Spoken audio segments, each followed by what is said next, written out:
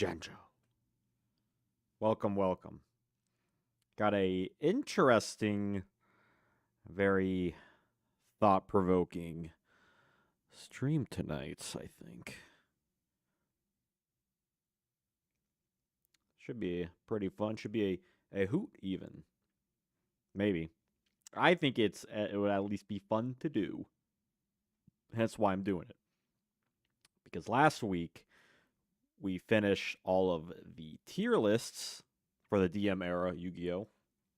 At least in regards to the core set. So I want to do something a little bit different now that we covered every single card. I would like to take a look at the old sets and see which cards we can fix. Now, this isn't going to be... my first idea for this was essentially just, take every card and be like, oh, would it be fun if, this card had this effect or this card had that effect? I might say that for some future stream, but I think that was getting too far in the weeds. Whereas this stream, I would like to be taking cards and just, fixing them a little bit. Like cards that, only need, slight tweaks to them. That, we're almost there, but not quite. So I've actually done a chunk of them, well, at least, LOB through Metal Raiders, just to get, a head start and kind of give you all basically what I'm looking for here in regards to what exactly I'm doing and the kind of things that I am adjusting. So we're not gonna say, oh, let's give Red Ice Black Dragon an effect. It's more so, we look at a card like Remove Trap, and wouldn't it be just better if that card could also potentially hit face downs? Yeah, I think so. A big one would be cards with effects that are pretty bad. Like, those are ripe for fixing, right? But I don't want to completely change the effects unless, some things kind of have to. But if we have to change it more heavily, I still want to keep it to relatively to the core of what the card is. And not just, create a brand new card, basically. That's what I don't want to do.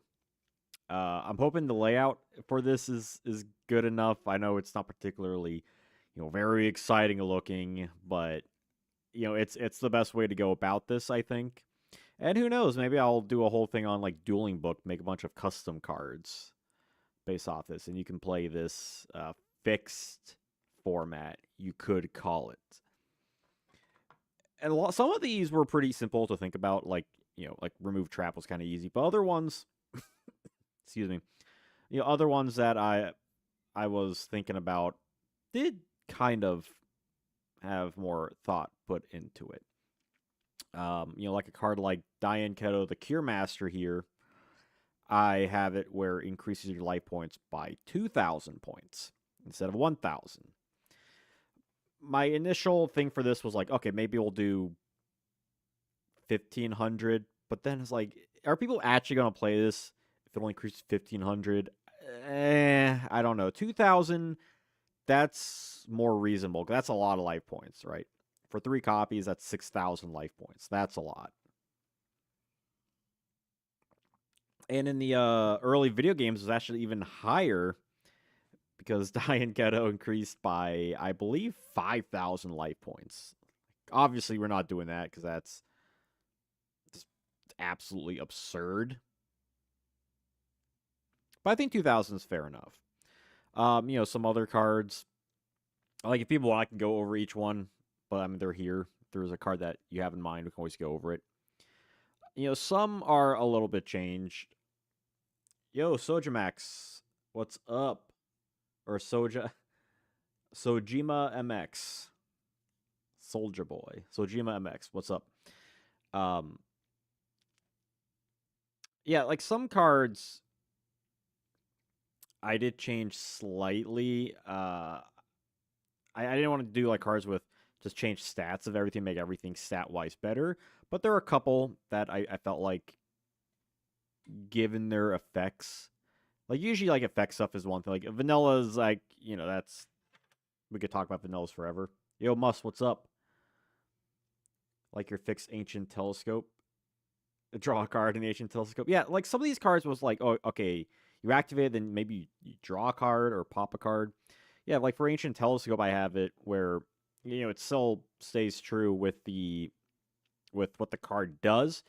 Initially, I had it be a 5 cards, like for Ancient Telescope, but I figured maybe that's a little bit overpowered. So, if we have to increase the power, equivalent exchange, we got to take away some stuff. So it's kind of like like a pot of duality in a way, right? Look at 3 cards on your opponent's deck and then shuffle them around. Like that's much more useful. Like if you're gonna look at the cards in your opponent's deck, you might as well gain some sort of tempo advantage with it. Kind of similar thing with the inexperienced spy here, where you can, instead of just seeing 1 card in your hand, in your opponent's hand, you could see up to 3 cards in your opponent's hand. Now that can be, fairly powerful in regards to game knowledge, even though technically the card does nothing. And it's 3, so you can use it. So if you want to play this in a format with Trap Does Shoot doesn't need to be live for you to like use an experienced spy, because you can use up to 3 cards. So you can use this card whenever. Some cards I did want to increase the stats on. Mysterious Puppeteer, because I felt like its whole thing is supposed to be like a defensive card, and it doesn't really have defense to do that. Janjo number 7, 700. 750 defense is half of, I believe, regular Janjo's defense.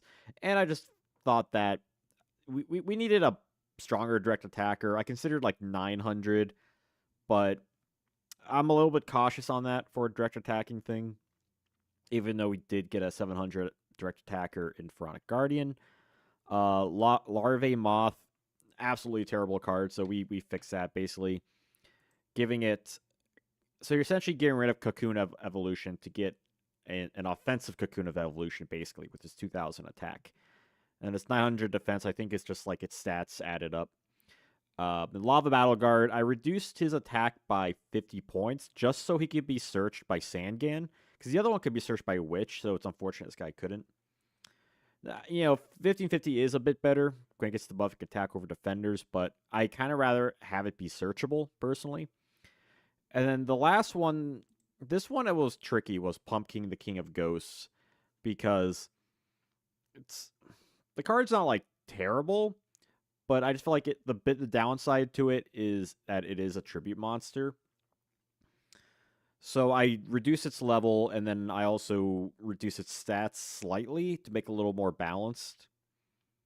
And that's pretty much it in terms of like attack and defense. Oh, Cockroach Knight. Yeah, I also changed Cockroach Knight just because, like, if it's going to stack up to your top of your deck, you might as well give it a little bit of better stats than it has. Yo, Xavier Wolf, what's up? I'm going to keep it real with you. If a card said, look at your opponent's entire deck, it still wouldn't be played. There, for a while, that was kind of like a weird ruling thing, right? That you're allowed to check your opponent's deck to confirm. Like, if you use Dolmen of Crossout, you could confirm that all copies were banished. Like, something crazy like that.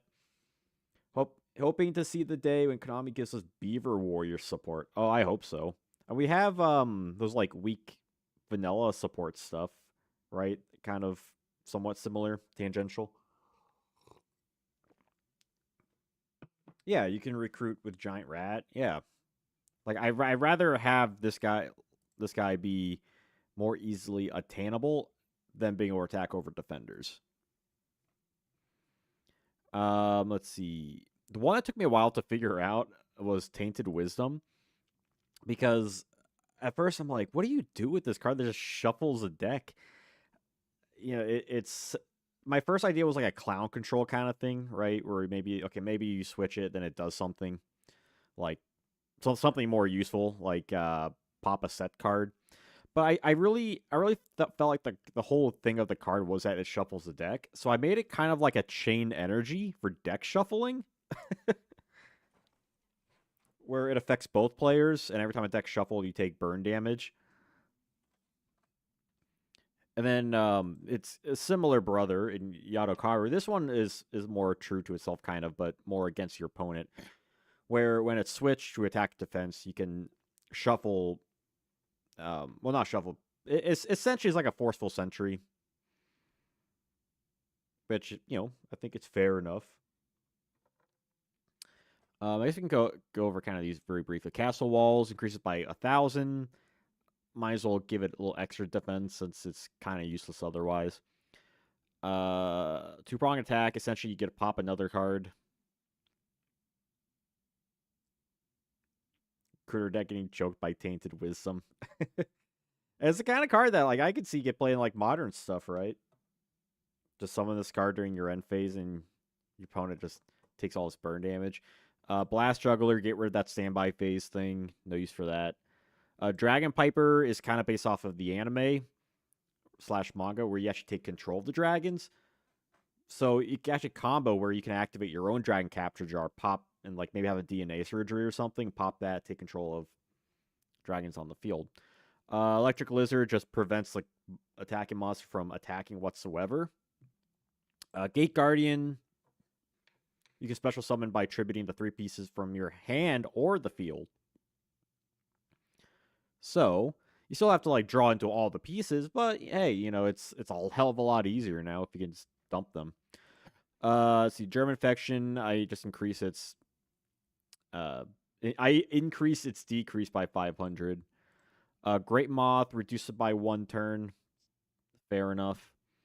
Paralyzing Potion prevents the monster from being attacked, from attacking, or from being tributed, so it's a little slightly more useful. I'm not making every card like super busted or anything. Just it's slightly fixing some of these things that you could see be fixed. A Patrol Robo, again, took out the standby facing. That's stupid. Ring of Magnetism took out the stat decrease. That's stupid. Steel Scorpion, the monster's destroyed. This one I kind of went back and forth on some. I currently have it as that it destroys a monster during your next end phase instead of your opponent's next end phase. Just, to keep the whole idea that it sticks around, but it just dies a little bit quicker. It could potentially change this to the start of your standby phase, but Mortal Thunder, you gain 3,000, then you lose 2,000. So you at least get a net 1,000 with this guy, which, that's perfectly fair. Nimble Manga exists later on. And then Wodan, I made it to a plant type because I don't know why it's not a plant type. And it gets 300 buff. So it essentially starts out with 1,200 attack. And I think that's a much more of a fair idea for a card. A double 8 miles per hour. When it comes to fixing Yu-Gi-Oh cards, I like what DDD Duel is doing on Tabletop Simulator. I have not heard of that, but hey, I can't say this is the I can't say no one has done this before. Yeah, Gate Guard is essentially Valkyrion, but without the like whole tag out thing, and also the pieces are just brickier, so it's interesting. Moss is giving a lot of old cards new effects. Yeah, see, like I mentioned a little bit earlier, but my initial idea for this was to give like a bunch of cards like brand new effects and really spice it up, which I may do that in a future stream, potentially next week. Potentially, we'll see how far we get with this. But I just wanted to like fix the cards, right, instead of outright changing them per se.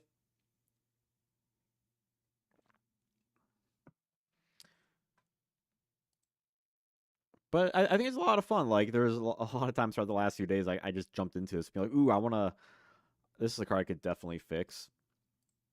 Like, going to open up here. I guess we can start Magic Ruler / TP2. Like, I have all the cards, like the files for them here.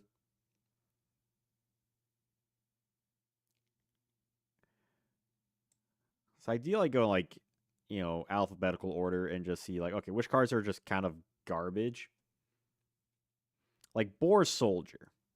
Now, as soon as I click on this thing, it's gonna, go behind us. So I'm just gonna leave it over here.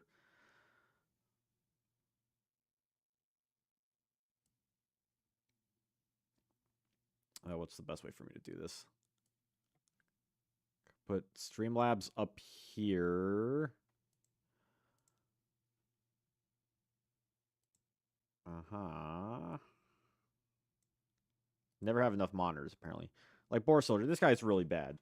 Right? Also, shoutouts to Magic Ruler. I do have a video coming out at towards the end of the month about Magic Ruler, about the worst cards in the set, in which that will be early on Patreon on the 19th. So Boar Soldier can only be summoned by a flip summon. If summoned by a normal summon, it's destroyed. If he has one or more monsters under his/her control, the attack of this card is decreased by 1,000 points. So how do we fix Boar Soldier? That's the question here.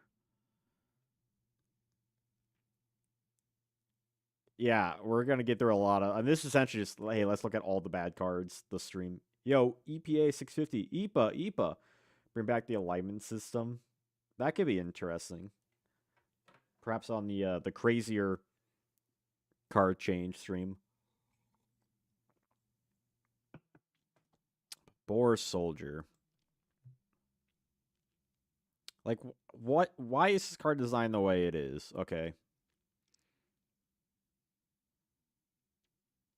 It's like you gotta summon under like the safest pretenses. Yeah, Simpsons reference. And then if they have a monster, its attack is decreased. This guy is almost like, it's like his effect where he like decreases his thing. Like, potentially we could do like a reverse Blade Knight thing. But I feel like that'd be too powerful though. Like, if we made his attack like really high. But maybe that's fine.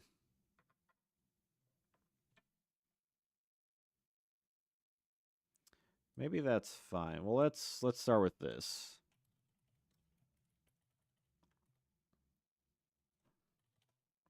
Open up Wikipedia here. A lot of these I'm just gonna copy like the effect text over.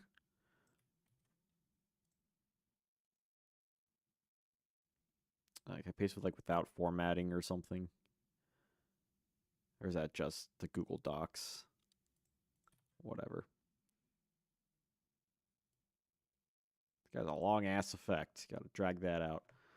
So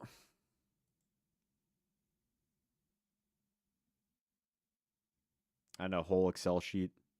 I've been going mad on these Google Sheets. I gotta say, really been getting like into them. So like, what if we just had this guy just have like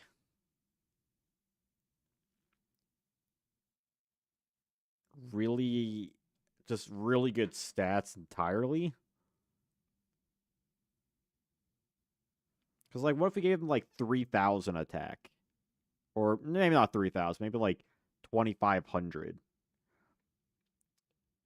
But then if either player controls a monster, then he loses stats. Would that be too like Fusilier Dragon though?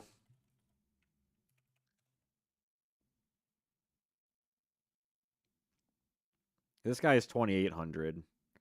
He essentially works with like skill drain stuff. And his attack defense become halved, which you have like 1,400. So maybe we give him something kind of like that.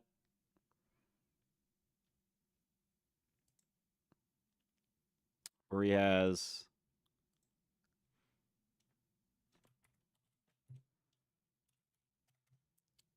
Also, this should be 10, not 11. So if he has like 2,500, and then I feel like his defense still needs to be better. Like, I'm thinking somewhere between 900 and 12,000 or 1,200. Lead Lover, what's up? Because I'm also thinking, like, do we have him where he loses stats if like either player controls a monster just to give him that, or we just say like, hey, your opponent. I mean, 22 is probably more fair though, right? like Jirai Gumo kind of thing.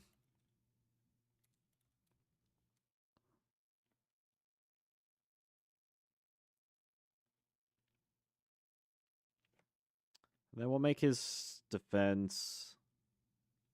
Yeah, I kind of like 1,000. Just because, like, if we're gonna have this guy, like his whole thing, like you have to set him and you summon him. It would be nice if you could get him to like have really high attack, but it's so slow though, right?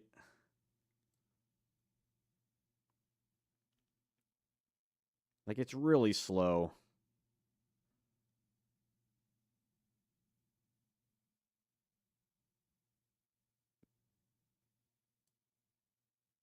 I'm thinking maybe 2,400. It just feels like your opponent summons one monster, then he has 1,400 attack. That feels a little more fair, considering you have to like wait a whole ass turn. And like if they set a monster, like this guy still gets weakened.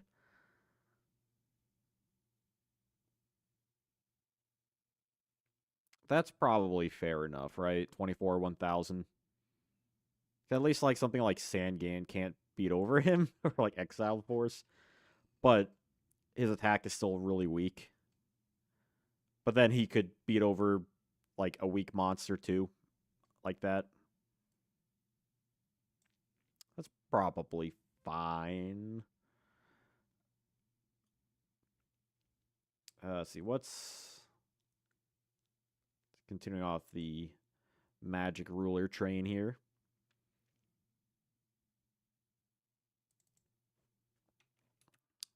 Ceremony Bell.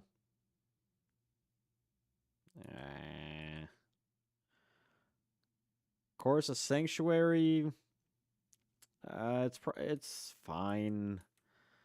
I think Crab Turtle's fine.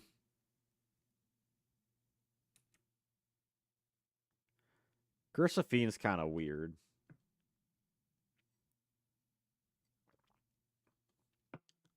Changes the battle position of all attack monsters to defense during your standby phase.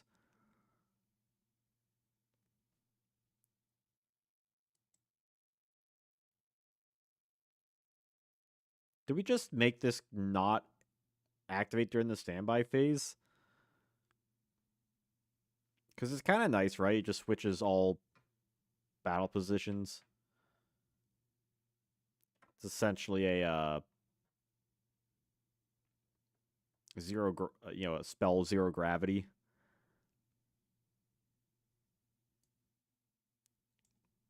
Honestly, that might be all we need to do. Let me open MRL here. It would be a lot better for clowns. Not that clowns are, meta or anything like that. And you can't do it during your opponent's turn.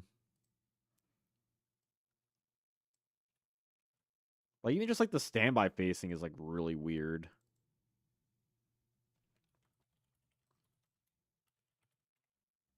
Maybe a cost of 800.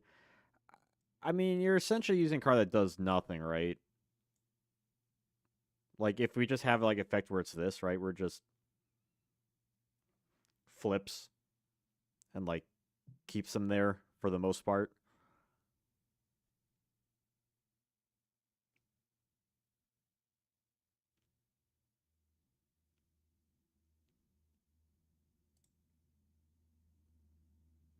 Like I'm wondering if we even need the second sentence. Like what does that really do? I mean, I guess it just makes it slightly better. We can't just like activate it and then change again.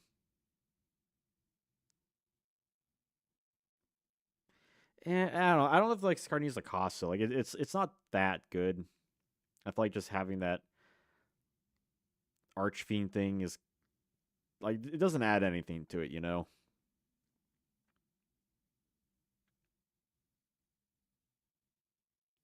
Like the only thing that makes this really weird is just how wonky its activation is. right?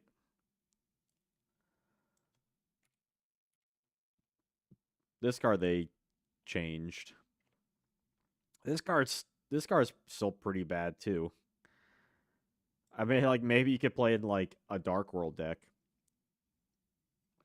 right? Discard 2 cards, Book of Moon.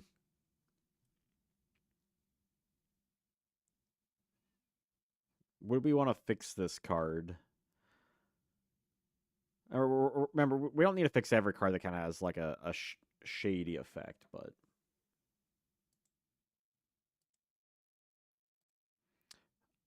like something like this, I don't even know what you would even do.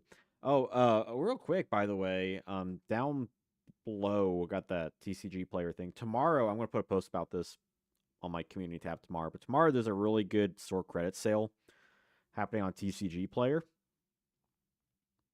So keep an eye out for that. Make sure you use my affiliate link, which I got in the description of all my videos. And also my monthly goal. It's a new thing up there. Fairly reasonable, I think. $25 for a monthly goal thing. Yeah, they haven't reprinted this card yet, right? But like they changed the effect on like the Yu-Gi-Oh website.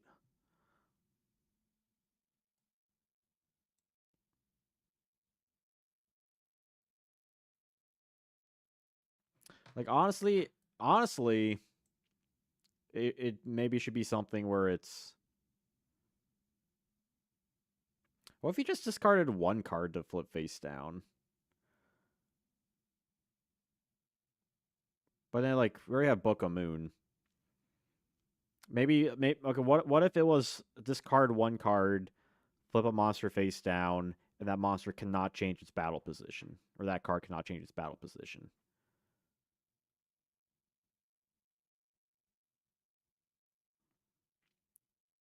I mean, you have to discard it, flip it, but then it can't change whatsoever.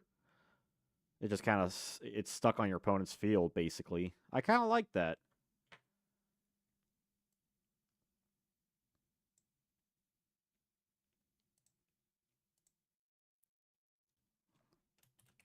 Dankness approaches.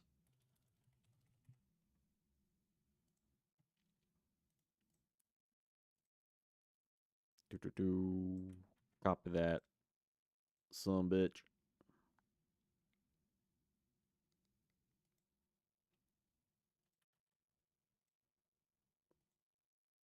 This should be these all be 10. Discard 1 card from your hand. Look what face monster change a face down position. I don't know how like the exact like colons and semicolons shit works in this.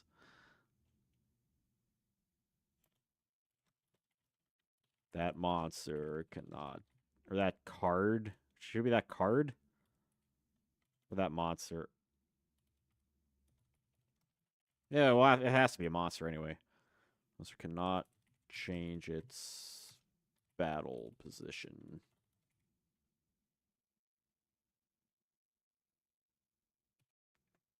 There, how about that? We reduced the cost and we gave it like a permanent book.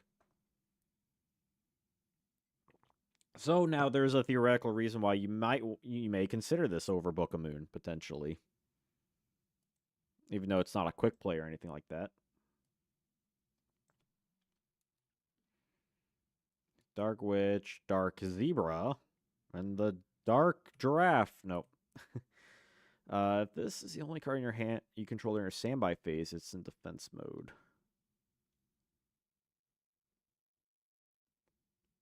Yeah, that's fine. Just control any other card. Okay, so Eat Gaboon and House of Adhesive Tape. I've always kind of wondered if what if these cards were continuous traps. I don't know if that would make it broken. Fix Flying Fish. Make him a wind type. Wind attribute, I mean.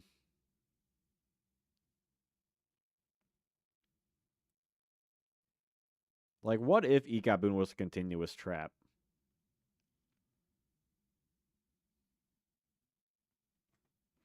Oh, and also, by the way, if anyone like donates or subscribes or like any of this like YouTube engagement stuff, like monetary or subscription stuff, I have a little like thing that'll pop up. It's very fun. Yeah, just like official rules. Yeah, there's no self-destruction text on it.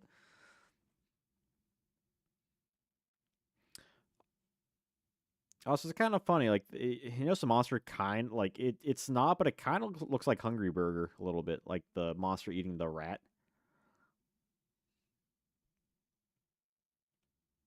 Because if this thing is continuous, there's really not many monsters at 500 points or less that like they're going to be summoning, because it's excluding special summon. So unless we remove that specific condition, so if it was something like this, eat gaboon, eat back, gabba ghoul.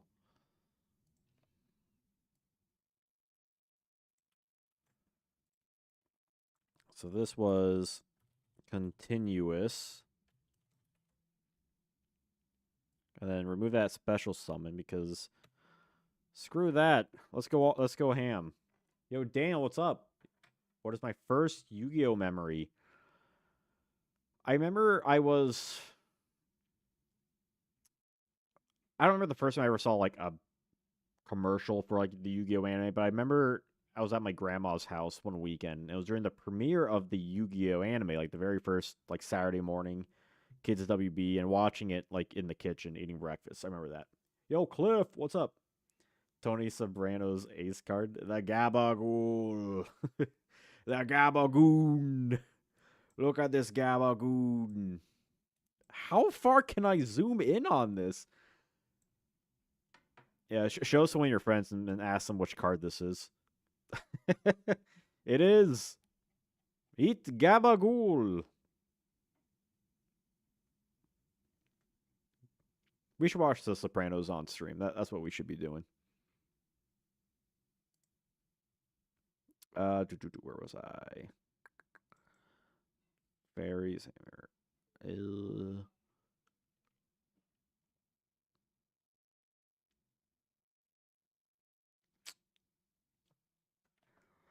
Hmm. Would this card be better if it just designates one target?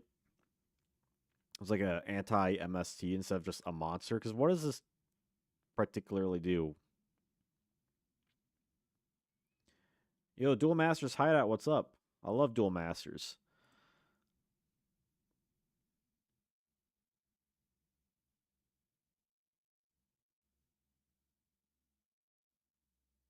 Because I don't know like what cards would you run this for otherwise.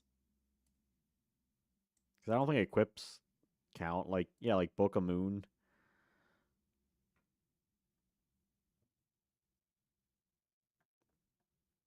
Otherwise, this is essentially like anti-MST. I guess like Rush Recklessly. I don't know if that targets though.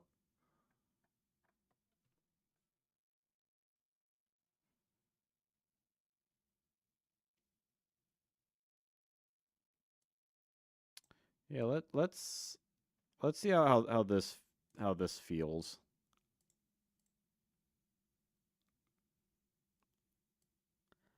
Because it's weird that it's just like a monster. Like, is there something similar? Fiend's Hammer. Yeah, Fiend's Hammer. Yeah, this is like the opposite of it, but this doesn't really fix the problem.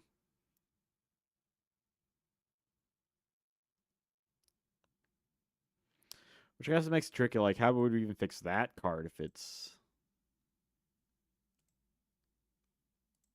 right? So that makes it kind of tricky. This thing already has like a thing that does spell and trap, which is just better. So do we just leave this card be? Since it does just get an improvement anyway?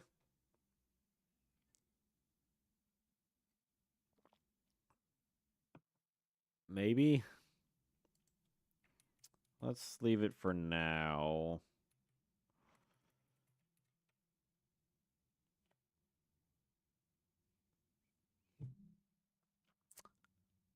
Push the opponent's magic artifact monster to another target.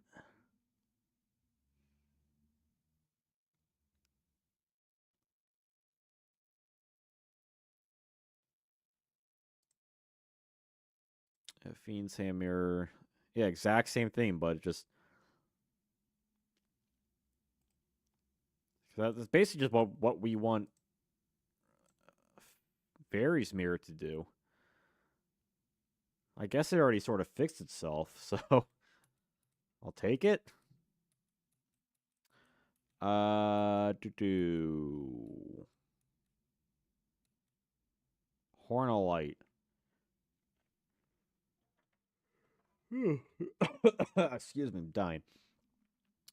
Monster equipped with this card increases its defense by 800. From field to graveyard, you pay 500. So it's yeah, essentially just an anti Horn of the Unicorn. Yeah, that's speaking of, yeah. I mean, there's not just design, but this also increases the defense by 700.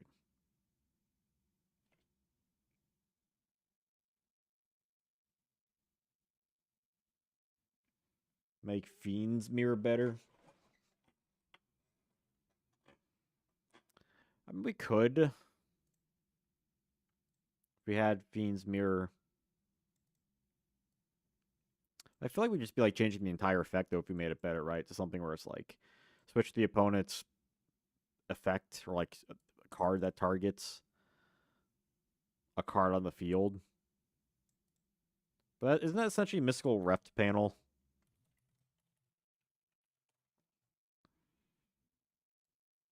You copy a spell. Yeah, I think the hands mirrors just might be like just design how they are. I don't know.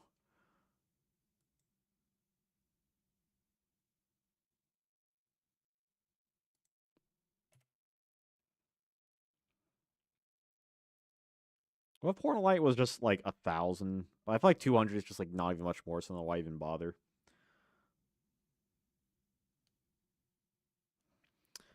Because just going back to the hammer as an example, like the thing with these cards is that we're not completely rewriting the book. Like we kind of want to take out like what is the card doing, and if we could potentially fix the issue with the card. Unless it's like really, really bad and like we have no other options, like Tainted Wisdom.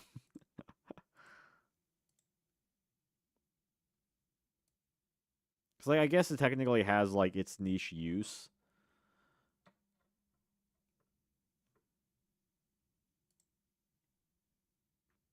Yeah, rush recklessly or shrink.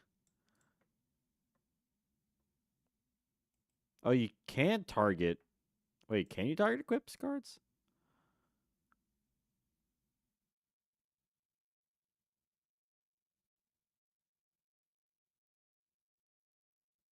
Go to a monster, get something like Death Touch from Magic the Gathering.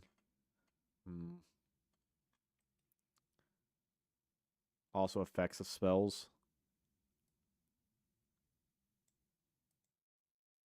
Well, that's basically what Fiend's Hammer is doing.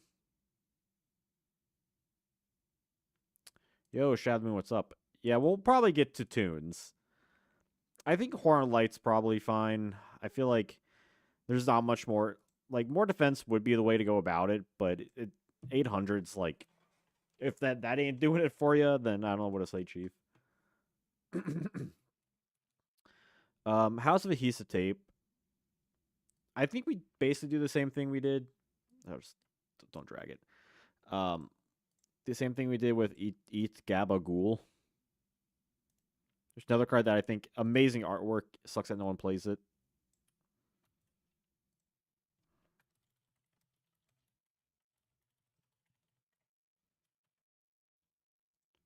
Where we make this continuous and then remove that special summon clause. That's stupid. Yeah, no, they sound fun. Like it's definitely like a really interesting floodgate. right? Monster with like really weak defense. Like they, they could still get like if it's like let's say Magician of Faith, they could still get its effect off, but it would just be destroyed. Also, look at the freaking. You ever notice the chimney here? I just noticed that. Look at this freaking chimney. It looks like Cyberstein's like older brother.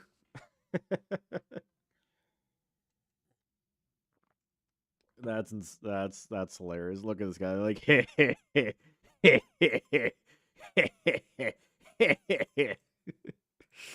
oh, it's funny shit. That's some good shit.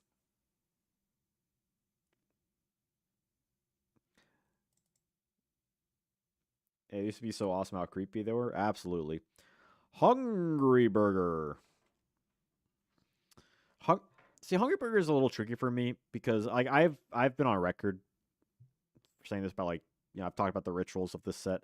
I think more than anyone else ever has. Um, I feel like with Hungry Burger, the thing you would want to change would be giving him an effect. Just have like another ritual in this set with an effect.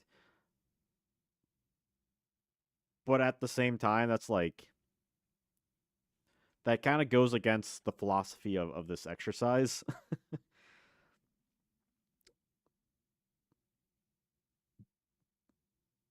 So I don't know what like, but if you give him like more attack, but we already got Crab Turtle, I think Hungry Burger might just be an exception to this exercise. I think kind of similar thing with like Hyo Zanryu.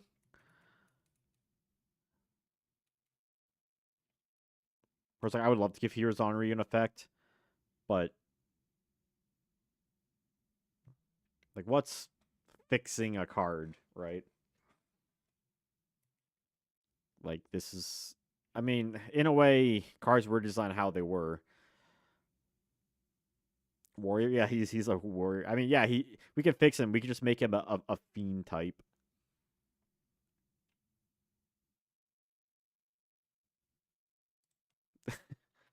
Hungry Burger fiend type. Yeah, that should be like plant. That'd be hilarious. He's actually a veggie burger this whole time. What? Maybe a beast because he's got like meat. He's got man meat.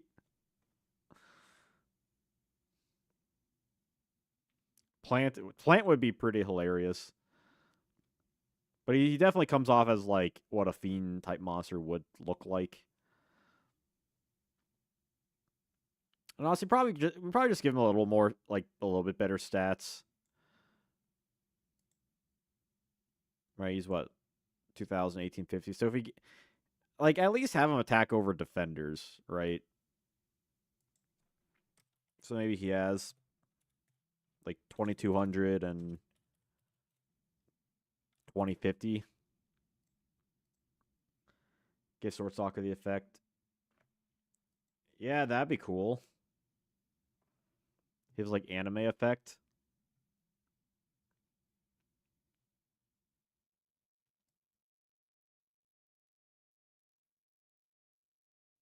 Love to give Rude Kaiser stuff. We gotta do like a stream later too. Um, for making give cards really dumb effects. Like I had an idea for Monster Egg from LOB. Remember that card? I had an idea to give him the effect where you like tribute him and then you can special summon like a Reran and make him like a dragon type. Yeah, I feel like without like just making up an entire effect for this guy is like since he is just essentially just a vanilla, you just got to make his stats better. I think. Yeah, if Missing Moon's destroyed, all water monsters get their attack reduced to 0. Like I think we'll save like the effects stuff for a later for the more make made up effects stream more or less. I don't know what the right term for it is. Like he is Armory. I would love to give him something in regards to like kind of how he plays in speed duels. Same thing with Serpent Knight Dragon. And Vaerathorn, like, so, like this is an example. Like, it flips, controls a monster. But, like, you can't really use that, though, right? Because, like, they'd be destroyed. There's no rulings on this.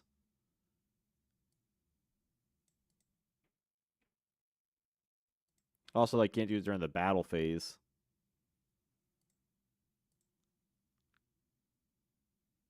Like, I feel like Invader of the Throne is prime for this kind of exercise here. Also, if we can get up to 10 likes, I'll show you my new tattoo.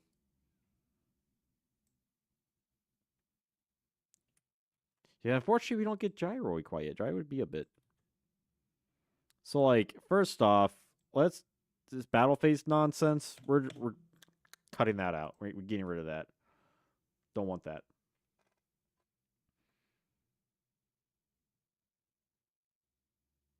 Honestly, okay, it is Yu-Gi-Oh related. Okay, hear me out for this. What if that? What if Invader of the Throne wasn't a flip monster? What if it was just a creature, like a normal summon creature swap kind of thing?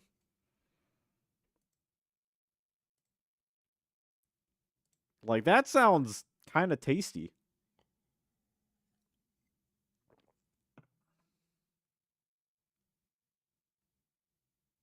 right? And anyone opposed to Fair Throne getting rid of its last effect and just not make it a flip monster, right? Normal summon this bad boy or set it, and your opponent attacks into it with like a tribe or something, and then you just swap over.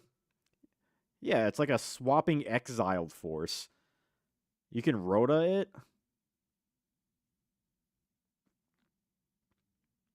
I mean, that sounds kind of nutty. Although, actually, there is a problem with this. I just thought of though. The problem is it would create a game of its own, where both players would just be swapping back and forth. Would that be too chaotic? Probably. Probably too chaotic.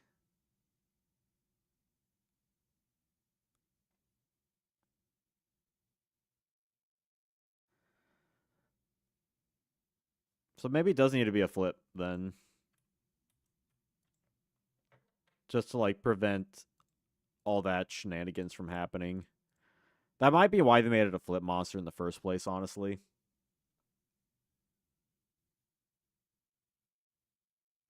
Like, that'd be absolutely crazy though, right? It's essentially it's a continuous creature swap, like a chicken game creature swap. That seems like that's more of an issue though.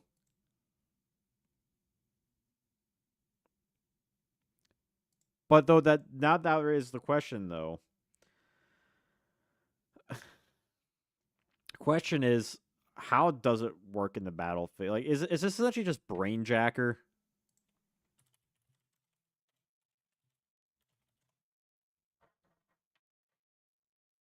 Where like it doesn't really work in the battle phase because like it would get destroyed.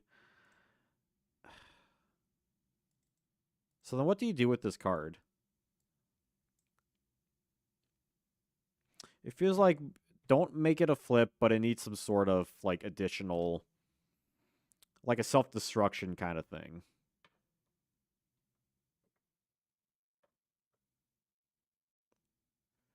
Yo, go format, what's up? Oh, I see we got over 10 likes. That means I get to show it off. Okay. Cam. Yeah. Actually, what if it was like destroy it during your opponent's next end phase? So technically, they get a chance to like flip it too. Okay, check this out. Boom. I just took this off the thing, so okay.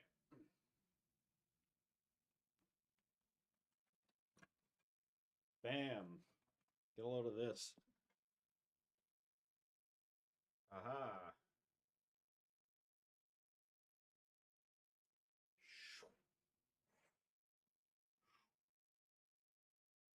Bam.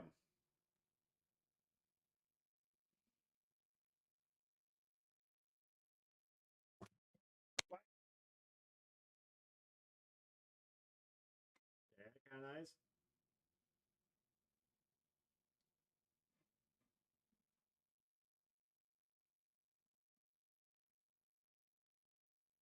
Yeah, yeah. Just got that guy last week.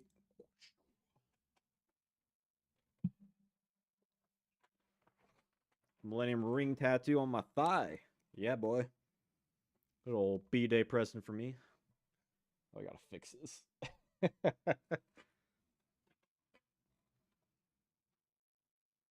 So it's kind of suspension.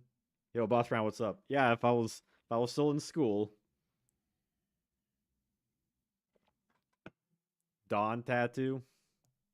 Dawn's a Luke tattoo. There was like a really brief period where I considered getting like a dark scorpion tattoo, like the scorpion, but I thought maybe that looks a little too motorcycle-y. I don't know what the right word for that is. But yeah, my initial idea for that was something like a very simple thing, very tiny, like on my chest. But it ended up being like a bigger thing, more detailed color, and at that point, I'm like, I'm not getting that on my chest. Fuck that. And getting on my thigh. You just feel like high school stuff. I try to separate from all the drama and things. That's probably why you don't see me in other like discords often at all. Get the Merrick back tattoo. Oh, that'd be wild. I think it'd be fun to get like a Ronin Totem tattoo or something, or like a Black Skull Dragon. That would be cool.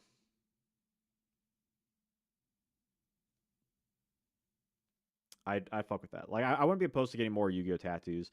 Oh, like a Moki Moki tattoo. I'd be down. I'd be down for that. Moki Moki. Something cool. Maybe Zero the Mant or Levia Dragon Daedalus. Levia Dragon. I think if we made it a flip, it'd just be Brainjacker, which already has a problem. So I think the best thing for Invader Throne is make it a non-summon thing, but then during your opponent's end phase, it self destructs. Or does that work? Does that work? Because if you give it to your yeah, because wait, if it's the wording is important because it's not the card's owner, it's your opponent. So if your opponent has it, it still counts as their thing,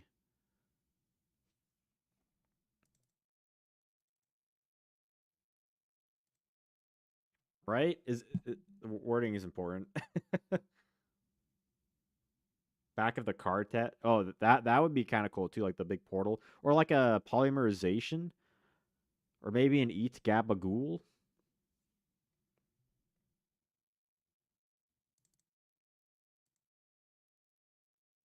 Yeah, like maybe it should be like if you do.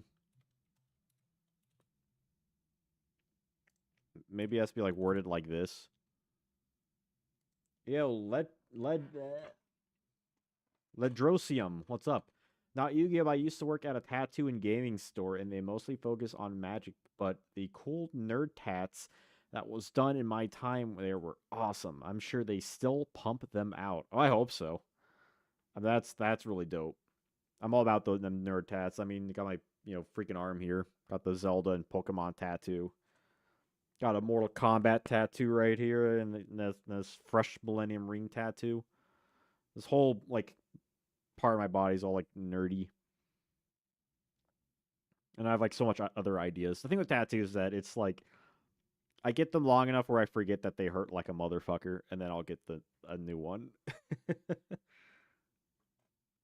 Yeah, so Vera Throne, select one monster on opponent's side of the field, switch control of it with this card.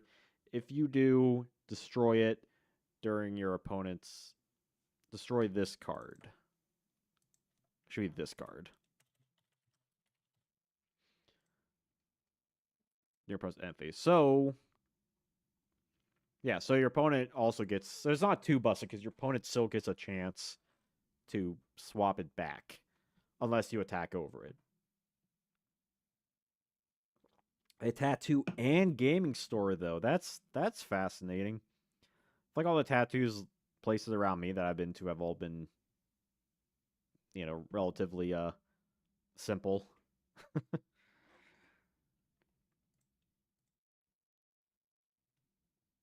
Just like they play music and whatnot. I mean, if they were playing Yu-Gi-Oh! I got a tattoo, I would go back there. Needless to say, I know I would go back there. Jan-bakuon, 100% we're fixing this guy. Holy shit.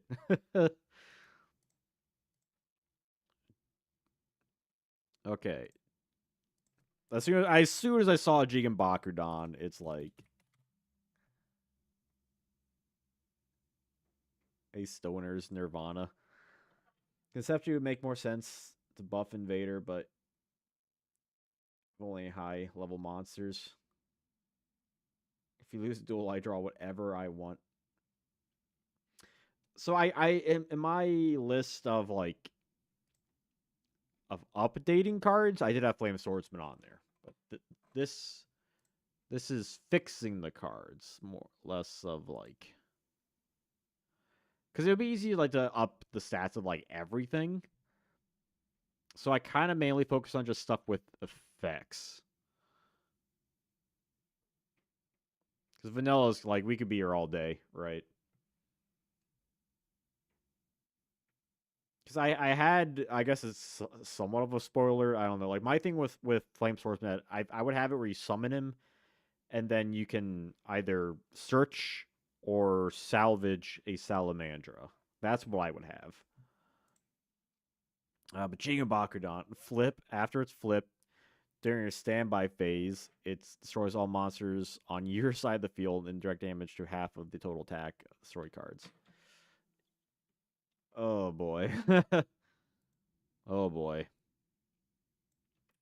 First off,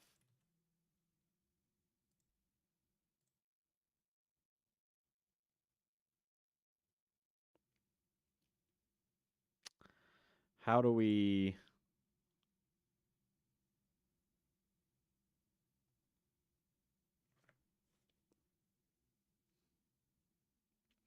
Yeah, it's cool in the anime. And it's sort of supposed to work with Thousand Eyes, kinda, not really. If it only affects high level monsters, they can be more flexible with the effect. Or for Invader of the Throne, maybe if we want it to be a little bit more fair, maybe make it face up, like the face up monster.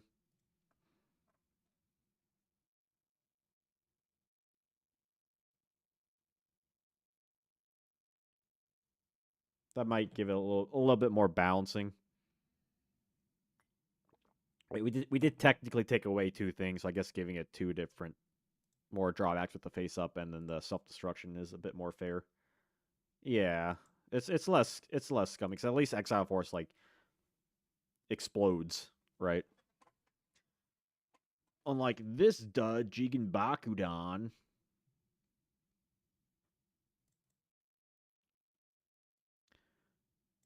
I feel like maybe it's just all monsters on the field because it's already asking for something to keep it during.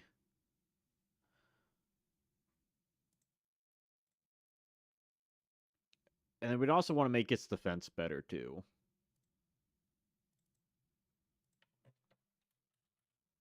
Make it I don't know 1500. How's that sound? Defense 1500. After this card is flipped face up or flipped, offer as tribute to your standby face or all monsters on the field,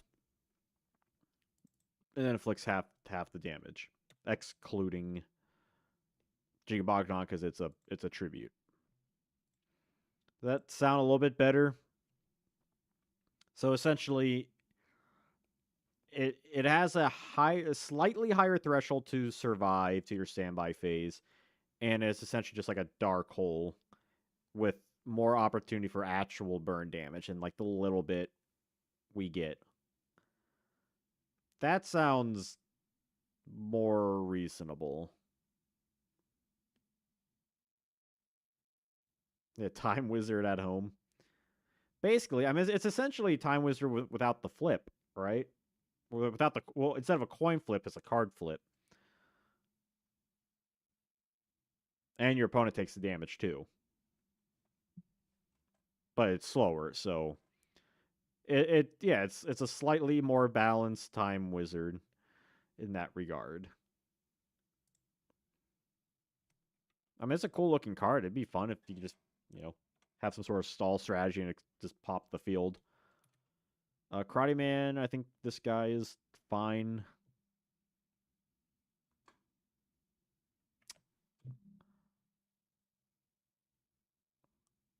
Although honestly, would it be better if it was just like when this card attacks, his original attack is double until like the end of the turn?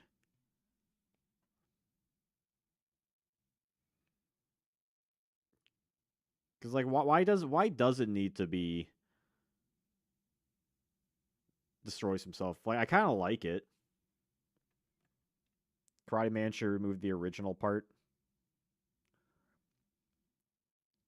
Oh, he just his attack is doubled. Ooh, ooh, baby.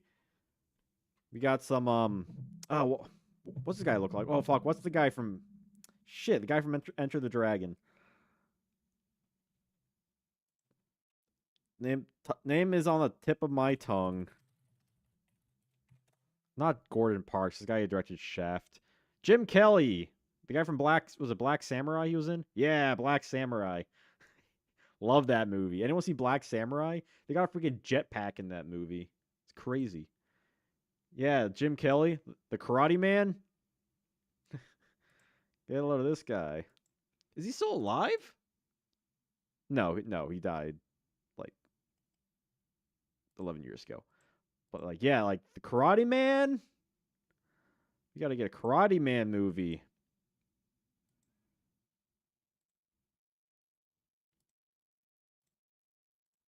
Okay, let's.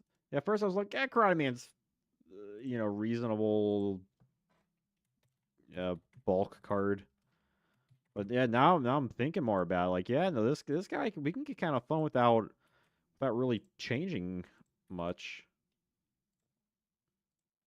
Can double the attack.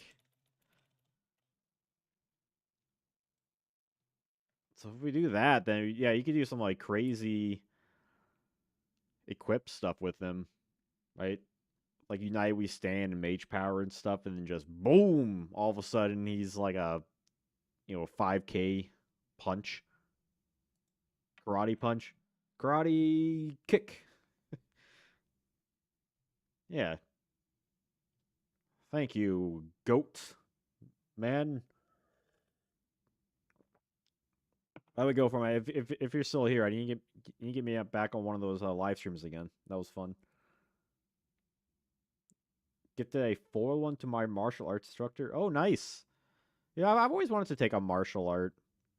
I've done like one of those like free classings for like a MMA thing once. I've done like some pro wrestling stuff, but like not like a martial arts thing. Maybe I'm too old. My 30 years of age.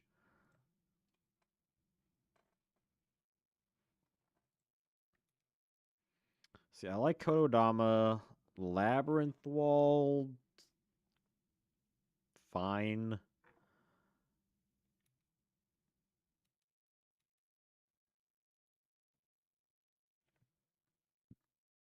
So this card, I think. Okay, yeah. We're going to fix Magical Labyrinth here.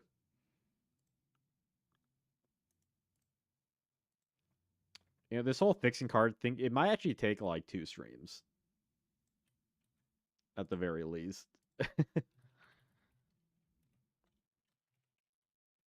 By the way, if I keep looking up, that's because my Streamlabs is up there instead of over here. I have like the YouTube streaming thing, but Streamlabs is like more up to date on like what my thing looks like. So Magical Labyrinth is pretty simple. We're just gonna change this term to hand or deck. Fixed, basically. Makes Wall Shadow not a brick. Just since you're a kid. Oh, nice. Yeah, it's just a matter of like finding like the right place, the right art, martial arts, and the right schedule. Because like I would love to learn some like Wing Chun or something. I feel like every place around here is like karate, jiu-jitsu, or Muay Thai or something. Which I feel like if I had to pick one, I probably would pick like Muay Thai. But I don't know. Have you seen that one movie with it's called the Art of Self Defense. Um, with Jesse Eisenberg. This movie is hilarious. As a cinephile, a film buff, it's it's like a very it's like an awkward comedy.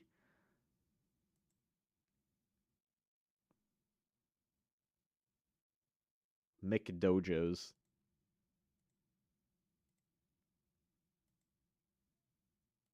Yeah, this movie is really good. Very very quotable. Because I have like looked around, but yeah, it's like a lot of them. It's like, oh, is this geared towards just like kids, or is this like separate? Some of like classes, like I don't know. It might be something I just have to look more around. Manga rerun. So I do want to cover Toons as like a separate thing.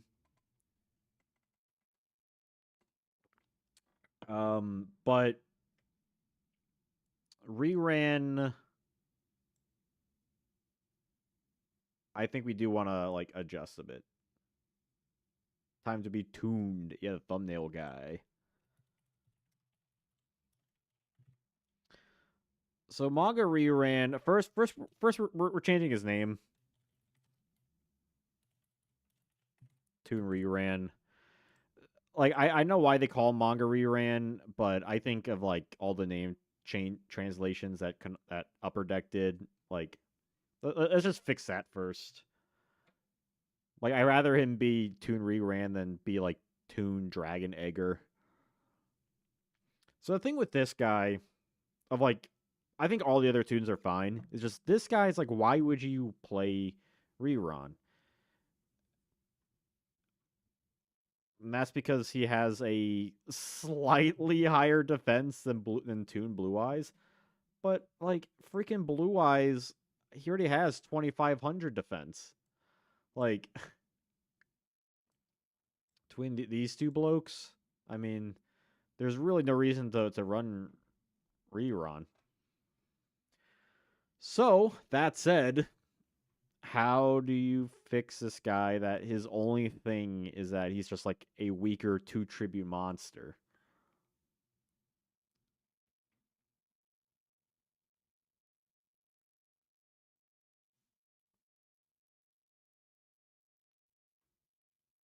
Make him a Toon like the later ones. I feel like we really need to do like a kind of like a big thing to fix Toons like in general, right?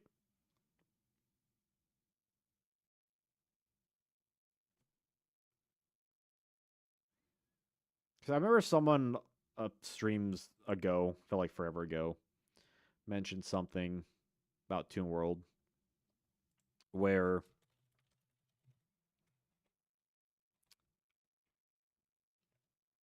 okay, pay 1,000 life points or whatever.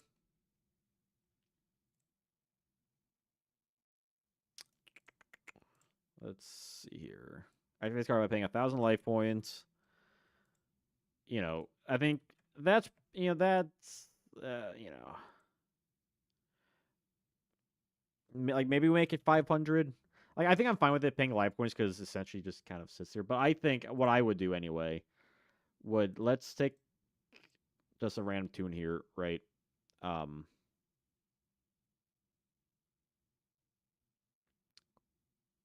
where we give like the more blanketing effect. Um, like have all these like blanket effects, but like have these on Toon World's text instead.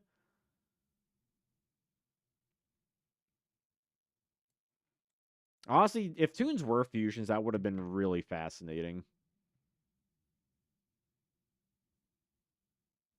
But that's kind of going against like the this initial design of the cards. But I definitely like what you're talking about though.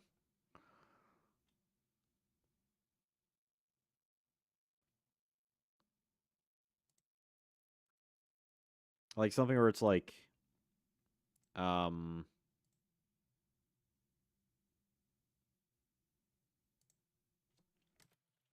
Toon monsters can only be summoned or no, that's not the right wording here. I feel like we have to keep the summon condition on the cards themselves.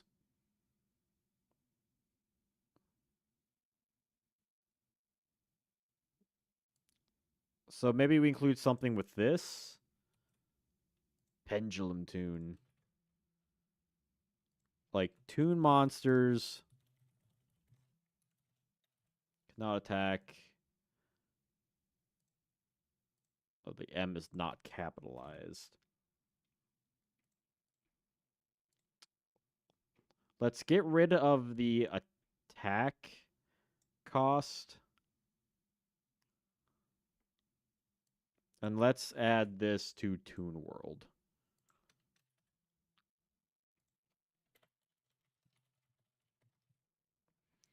Activate this card by paying 500 life points. Uh, Two monsters cannot attack the turn they are summoned. Special summoned. Two monsters can attack your opponents directly unless they control two monster. In which case, they must target a tune for attack. So at the very least, we're giving some of the like the text bloat from Toon Monsters into Toon World. So like now Toon Summon Skull will no longer have like a couple lines of text and stuff, just to make all the cards a little bit simpler and give Toon World a little more concept. Which like, why do we even need this? Right? Like who cares?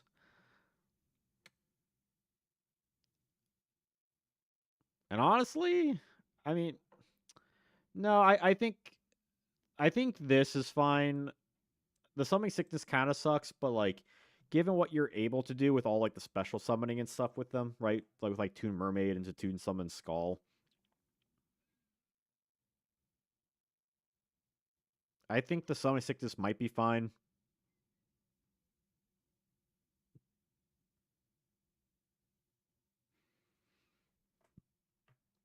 They might be fine.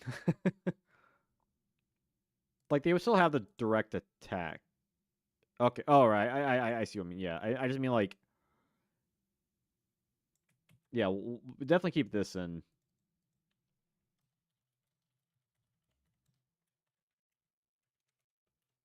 So Toon World will allow you to like attack directly. And I think like these two, like having the summoning sickness is it's fair enough for that.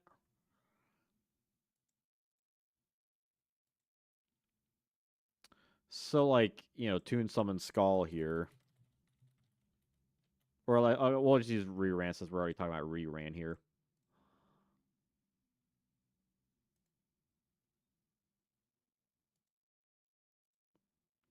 Why not make the summoning sickness apply to direct attacks? I don't hate that. I don't hate that. Two monsters cannot the turn they are special summoned. Well, they would still have...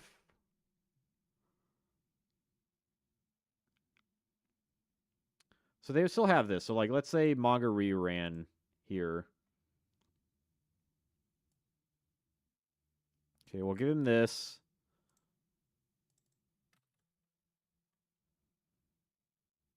Or he cannot be special summoned by trigger 2 monsters control Toon World.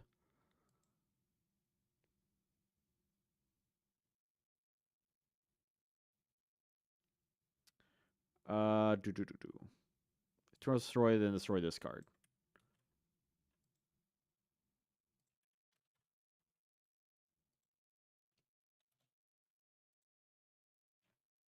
So like now the effects are like way less because we essentially just split effects up a little bit. It's still roughly about the same. So now Toon World, it's a little less life points to activate, and it just we do okay. So we still need to add. We okay. We still need to add the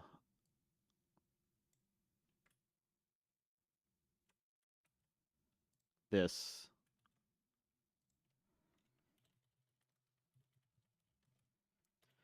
Can attack directly unless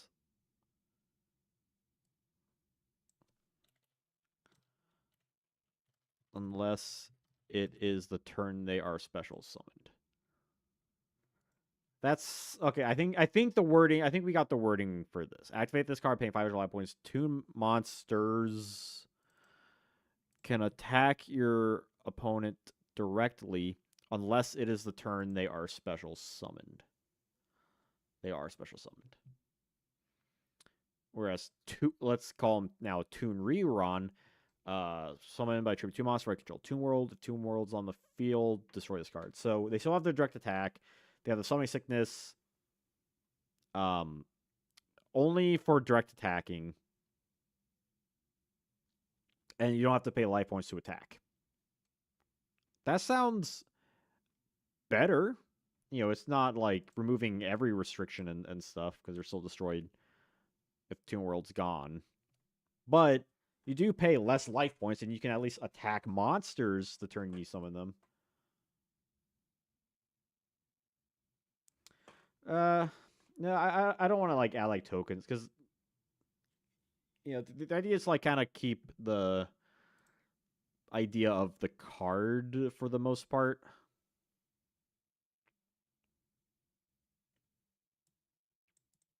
Like we start getting like made up effects, and that's a whole other can of worms here.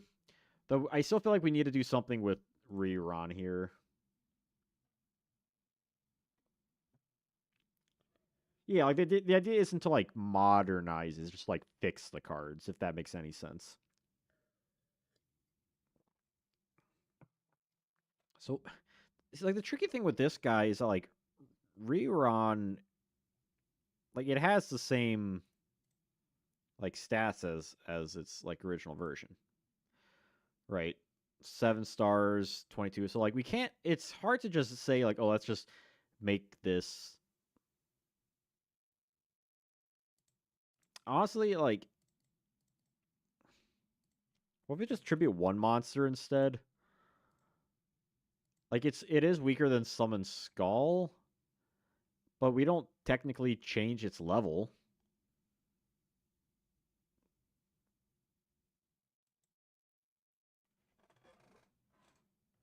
Well, that isn't to like make all these cards meta or anything.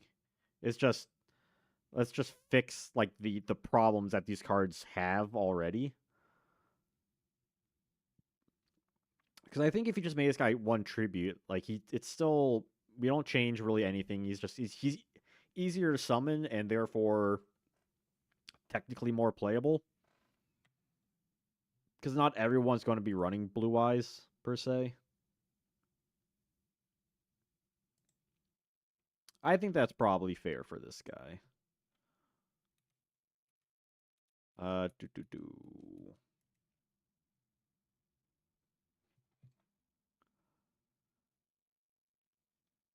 Where's the Toon support though? Hey, I did make a we did do a stream a while ago that was like adding cards to GOAT format. Wall Shadow's another card that needs some help. We did fix Magical Labyrinth. Also, wait a minute. I'm like, wait, why we're already at W's? We should be like, hold on a second. We skipped before we jump to Wall Shadow. Let's gotta wait another decade. I mean, even like the OCG, they got Toon Dark Magician Girl, which didn't have the summoning sickness clause,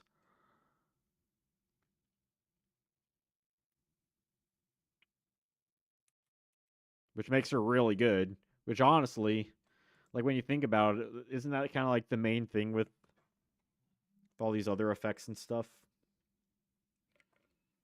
Was like they just didn't have like room for the effect for Dark Magician Girl, and that's why they she didn't have so many sickness because they had to cut something out. Zachary and Cheese, what's up?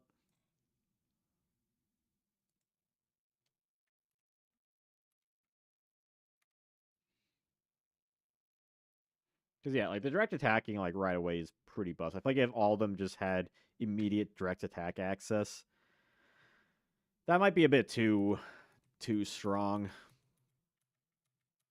Okay, Performance to Sword. This is definitely a card that I have a simple fix for.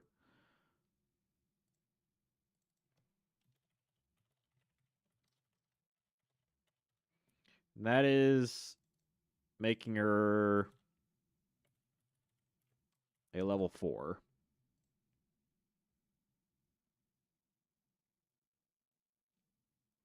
Because if you make her a level 4, then all of a sudden, essentially, you can just convert any low level monster into a monster with slightly better stats. It's still like not great, but you can take a whatever, a Lodgin and make it into a 1950 monster. Free special summon. You know, well, it's you're still losing card advantage, but at least you get something a little bit stronger out of it. Paint her beige. Super Minnesota, what's up? Yeah, make her into commencement dance. I actually have this custom thing I did. If I can find it.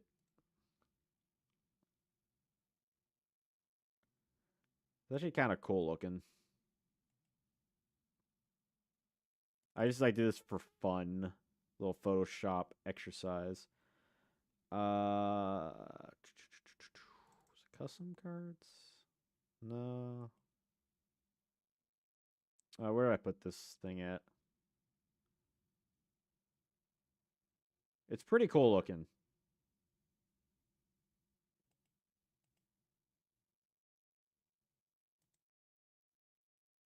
Let's just change the rules.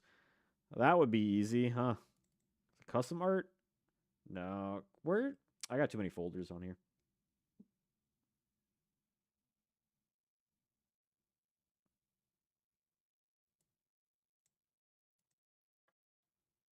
Where did I freaking have this card?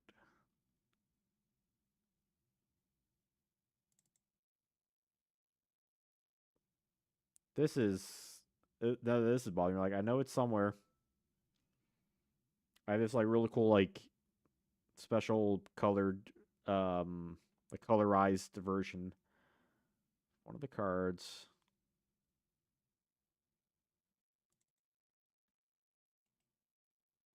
I don't remember where I put it.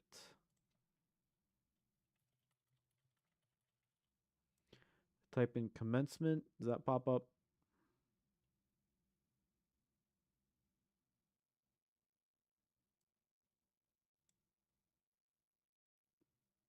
No. What do I type in performance?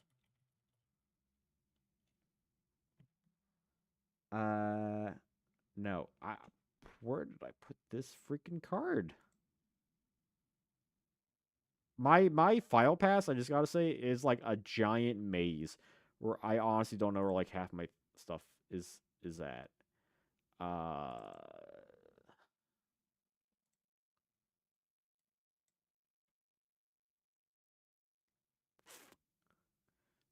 I'll have to find it somewhere else. But basically, yeah, I would make performance a sword level 4. That feels like the most simple thing for this. Whereas Hungryberry, we did make him a little bit stronger, so I think that's fine enough. Because I think, like, I do think rituals should be in the main deck because that's basically what makes him different from fusions. Because otherwise, like, why even have rituals at that point? Do do. Snake Fang is pretty bad. Yeah, Blue Turbo looks kind of fun.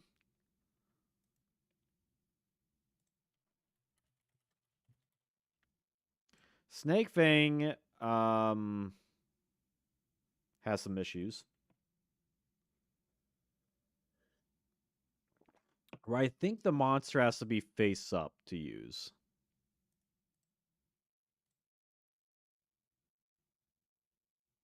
I think, right?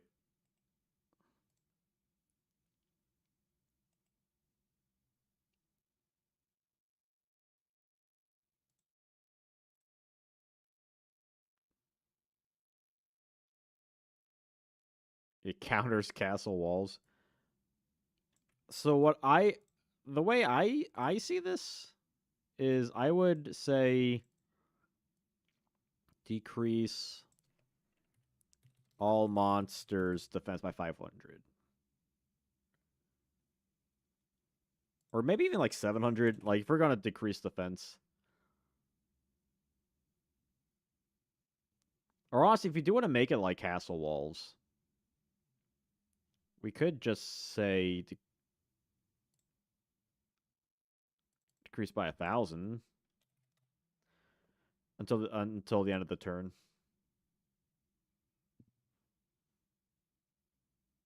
Whereas castle walls raises by 1,000, this decreases. Or castle walls is like a single monster, but Snake Fang decreases defense by 1,000. Yeah, how often are you really dealing? So like this, like if you use this, like you could use this essentially to counter like Gravekeeper Spy, like in a weird way. Like honestly, just kind of think about rituals real quick. It would be kind of fun to like kind of have like a test out duel of like having rituals in the extra deck type of deal. But this ain't that kind of stream. That is an interesting idea to think about though, because then you essentially only need like a little bit less cards potentially. Mystical Elf in shambles. Rip Elf. Yeah, I think decreasing defense for like a single turn is fine. 1,000 actually means that you can, sometimes make use of it. So I wouldn't say it's great, but you can at least use it earlier on during the turn. Yeah, you can combat with cards too and stuff. Yeah. Although it also decreases your monster's defense, so you have to keep wary of that as well. Uh, do, do, do.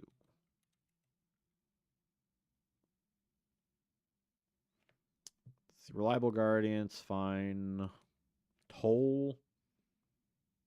Total Defense Shogun. Yeah, let's go. Hey, more Total Defense Shogun support. I'm all for it. Even if it's tangential to the card itself. Toll's fine.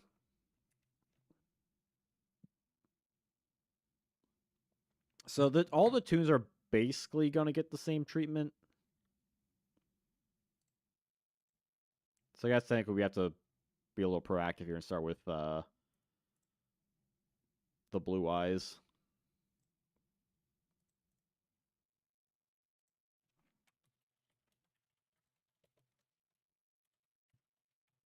Total Defense Shogun is a card that's like it's almost there. I mean, what's probably gonna happen after the stream though, I gotta say, I'll probably end up like doing like continue doing this. That way, like this isn't taking like a million streams to do. So let's see. We would give him this.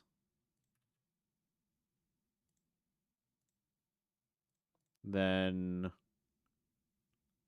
give him the destruction thing. Like, look how much like simpler this effect is. Isn't that so much nicer to look at? Where now Toon World has the whole like direct attack sickness thing. Now you just need to tribute 2 monsters, and if Toon World's popped, he's gone. Like, isn't that so much better? Isn't that just so much cleaner? Love thy enemies. What's up? I wonder if Konami will retrain the old tunes for the 25th anniversary. You know, that would be kind of cool, right? A new Blue Eyes, new Summon Skull, new Toon Mermaid. I would be down for that. Let's put Wall Shadow, Perfect Ultimate Moth, and Tunes in the extra deck. Well, I think the fun of them is like actually like getting into the cards, but like, I know like Magic and stuff. They have like the sort of outside, like their own kind of extra deck, but not quite extra deck. Like that would be cool if Yu-Gi-Oh did have like not an extra deck, but like an outside deck, right? We could have certain cards that need to be summoned via various conditions that isn't like a different summoning mechanic, like a special deck. Can we call it the special deck? The extra deck, the extra cheese deck. Yeah, let's call it the special deck.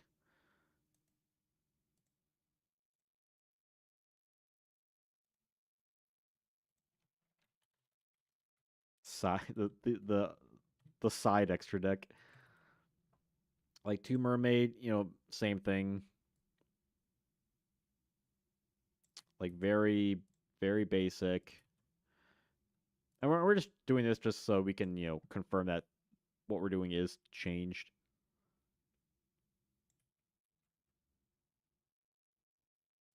Extra deck should be for special summon monsters. Well, what's special summon monsters, right? Flute summoning dragon. Like, where do you put dragon monsters that are summoned off of that, or like monsters that can special summon from the graveyard? Tunes take. Yep. So we're getting rid of the burn for that. Yeah, Toon Alligator. They need Toon Funny Bunny too, like Toon Dark Rabbit. Where is my funny bunny?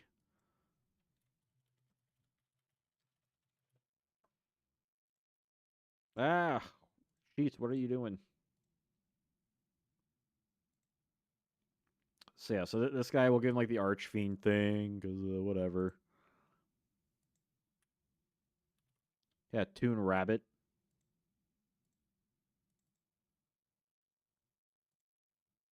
Why is this underlined?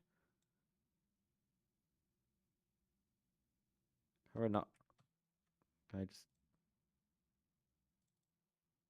you? That's not, that's like hyperlinked.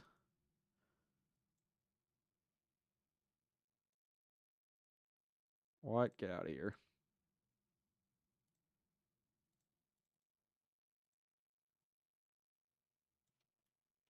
Try to make this clean. Let me be clean. I want to be clean and pure. Da da da da da da da da da da da da da da. I have 2 more field destroy this card. Bam, easy. Tunes done. Toon Egyptian God cards. Honestly, like I'm honestly surprised just how many tunes we haven't got yet. Because you would think Konami would print more tunes just because like they're so easy and they're fun, right? Like where's Toon Harpy's Pet Toon Dragon, for example.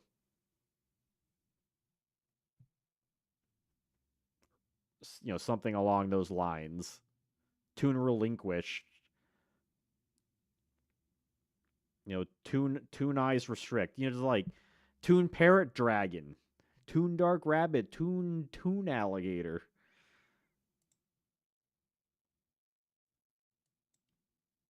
Freaking Toon Boar Soldier.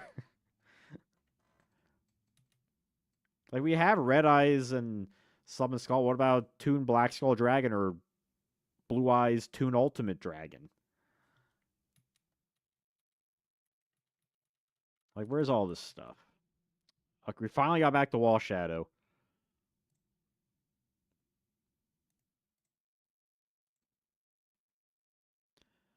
So, I think his summoning, his effect is fine. It's just his stats are really bad. Toon Kairushin. Toon Ceremonial Bell. Okay, what's Shadow Ghoul's thing?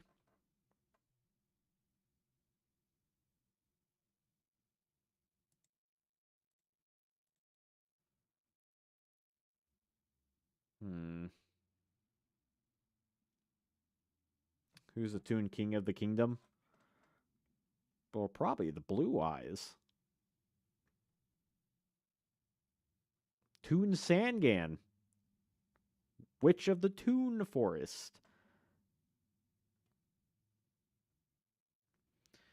What do we do with Wall Shadow? Do we give him like 3k attack and 3k defense? I mean, you gotta get out you gotta get out Labyrinth Wall, right? Like, it's easier to get out than, let's say, like Great Moth or something. Tunyata Garasu. Delinquent Toon Duo. Like, do we get this guy, like, Shadow Ghoul's effect?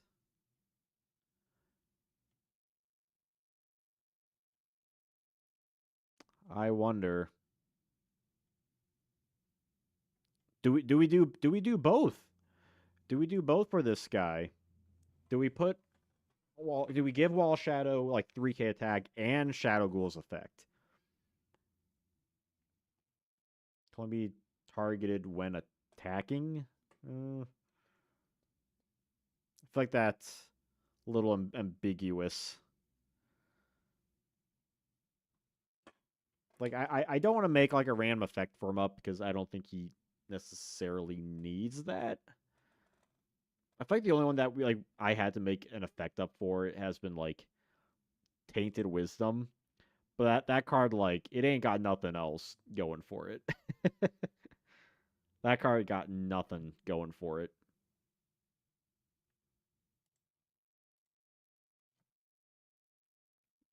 Changed him to Fiend. Isn't Gate Guardian a warrior? Oh, I spelled that terribly. That's what autocorrect is for. Yeah, I feel like he kind of fits with like the whole warrior stuff going on. But what was Dungeon Worm? An insect. Shadow Ghoul's a zombie.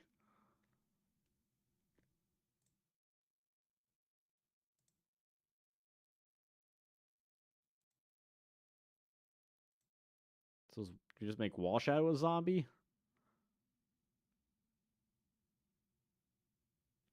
What was Labyrinth Wall Shadow? Oh, that was does this guy not have like another form of it? Yeah, no, yeah, he had a actual monster counterpart. What was it freaking called?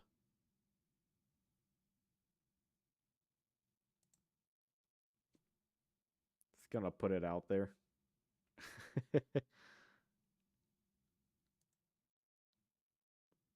The Shadow Ghoul of the Labyrinth? It was Shadow, like, as soon as I like looked. Uh yeah, we're not gonna have to worry about that. Same thing.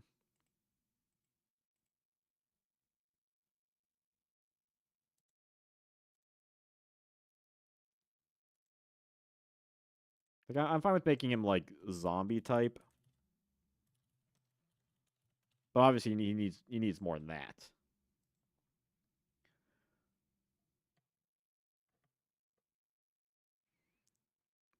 Honestly, yeah, yeah, like a total defense Shogun thing, like that makes a lot more sense for this guy. Where he can attack in defense.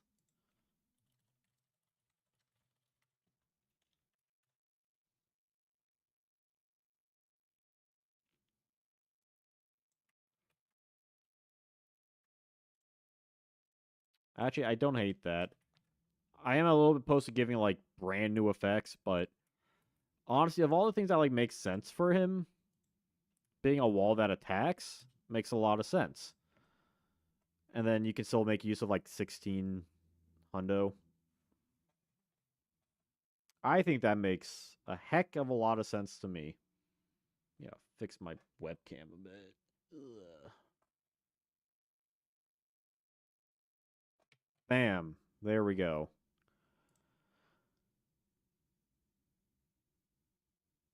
Yeah, no, I really like the concept. Like, I do wish Total Defense Showdown was just better. Like, I honestly think if he just had better sets all around. Um, freaking weather reports are kind of an interesting one. Yeah, no, like it makes all sense in the world for wall shadow, right? I feel like yeah, it's either that or you give him Shadow Ghoul's effect, and that seems a little weak sauce. Because like, why have the attack if he has a high defense, and then why have the defense if you already have Labyrinth Wall? Like I understand the idea is to defend and attack when needed, but if you just let him attack in defense mode, that solves your problem, and that's kind of the point of this whole stream, right? So I do like that. Yeah, weather report's an interesting one. What do you like to know, weather boy? I've actually said that to meteorologists before, because I actually know some, and it's always funny. She used to actually used to live across from one too. There's a funny story about that. So like this guy, he technically has a good effect, right? His anti swords are revealing light in the form of battle phase twice, which is nice because like if your opponent activates it on their turn, then you still get battle phase your following turn. Like there's really nothing inherently bad with this. It's just a problem that it's based around swords are revealing light. So I honestly don't know if we need to fix this card. I think it's really janky, but I think it's fine. Just make it affect your swords as well. Mm, maybe, but I feel like if you're having swords, you don't really want it to pop it though.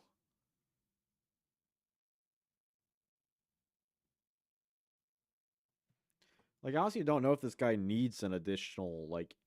He might be fine as is. Like I don't know what you would make him really more playable on because swords is already like, it's always during the time when you play this card, swords is like limited. Maybe like semi limited, but it's certainly not ran often enough for this guy.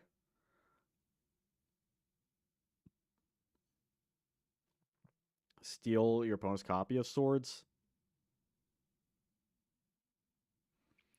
How would that work though?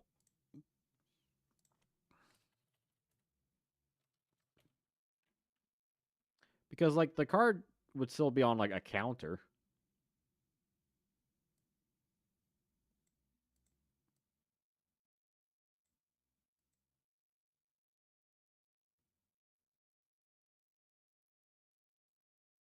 I don't know. I don't know if there's much you can do about this guy.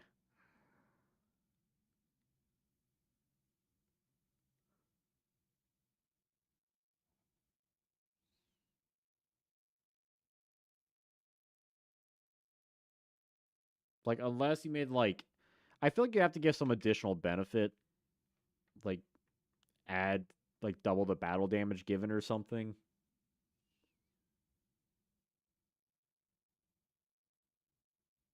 Yeah, you don't have to destroy. Like you've made where you can still don't. But like, even if you steal it, like it's still on a timer though.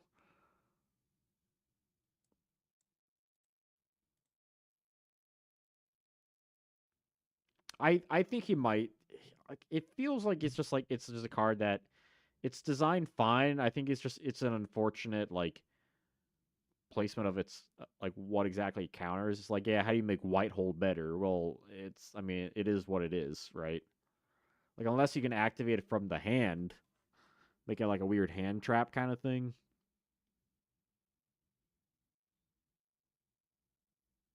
But like this guy's a flip card anyway, so it's already I don't know. I think he's probably fine as is.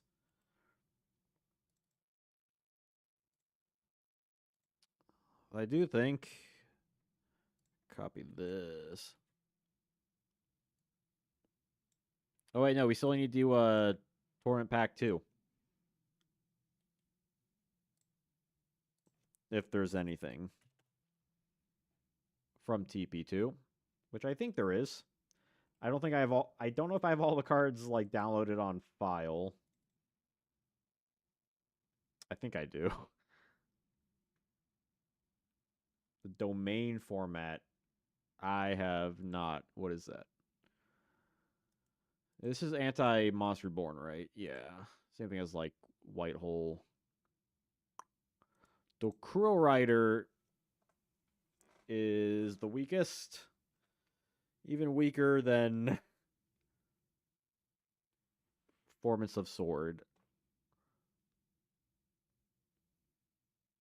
Like, do we just make this guy level 4 also?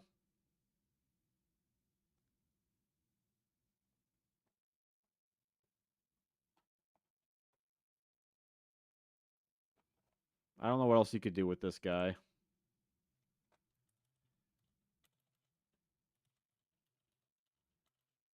Dokuro Rider.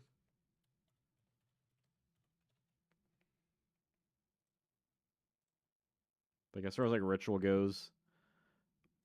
Actually, honestly, okay, hear me out. We make him level 3. That way, yeah, Performance of Sword, which is level 4, and this guy's level 3. So you could tribute even like a Sanyan or something and get this guy out. So now you got like a level 4 and level 3, a little more things to play around.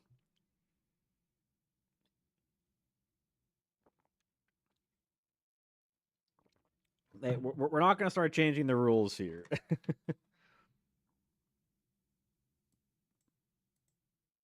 I think having level 3 would make it even more like likely like, you could see someone playing this thing because he's even like way easier to get out.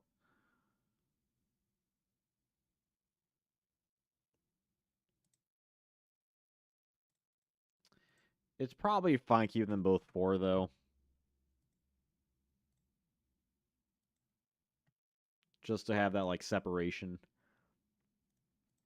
See, Dragon Seeker when he's Northless summon destroy a dragon monster on the field.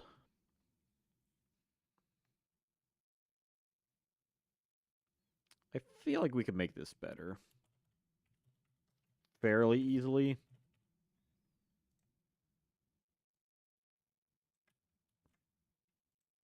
Have him be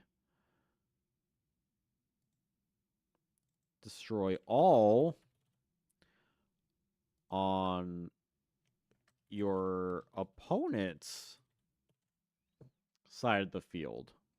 So why would you want to pop your own? I mean, like you're running him like you would side deck him against dragon decks, but like why even have that like potential downside to it? Just have him like if you're gonna side deck in this guy, you might as well get like full side deck potential from it.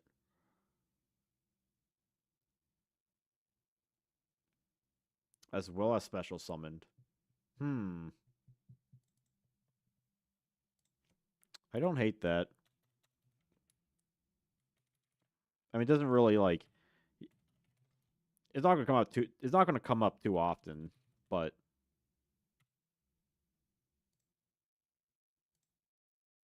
might as well add that. He's normal summon, flip summoned, or special summoned. Domain is a 60 card singleton format. Repick deck masters, card plus. You have your extra deck. Deck master can be replayed from its own zone if it dies. Oh, interesting. Can be replayed because normally deck master rules is that like you lose if you deck master dies, right? Or is that like based more off like Magic the Gathering? Because I know Magic the Gathering has like a don't they have like a deck master kind of thing? I don't know too much about Magic.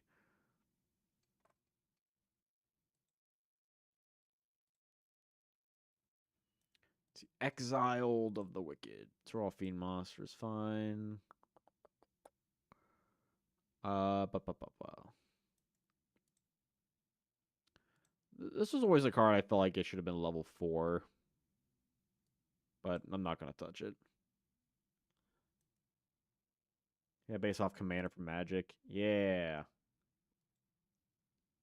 Yeah, I know Necromancy for Kids, he has like a Commander format he holds like tournaments of. I'm surprised we haven't got a reprint of this guy yet, given we got like the whole freaking Silent Forest, voiceless voice archetype.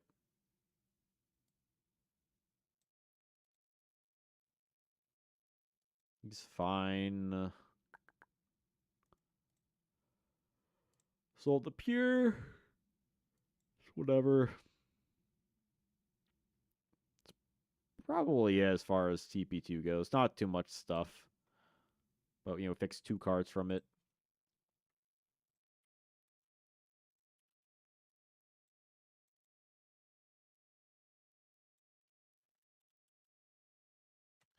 Now, Pharaoh's Servant. I think we have time to do like 2.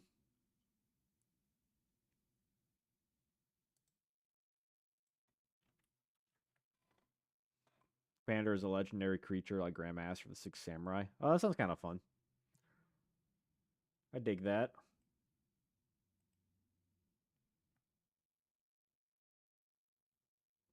There's a lot of fun stuff you can do with it for sure.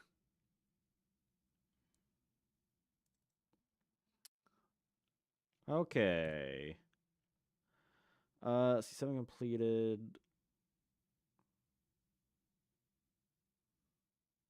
I think something complete would be better if you could change your choice. Right? So we're almost at 15 likes, by the way. We got one more like before we get 15.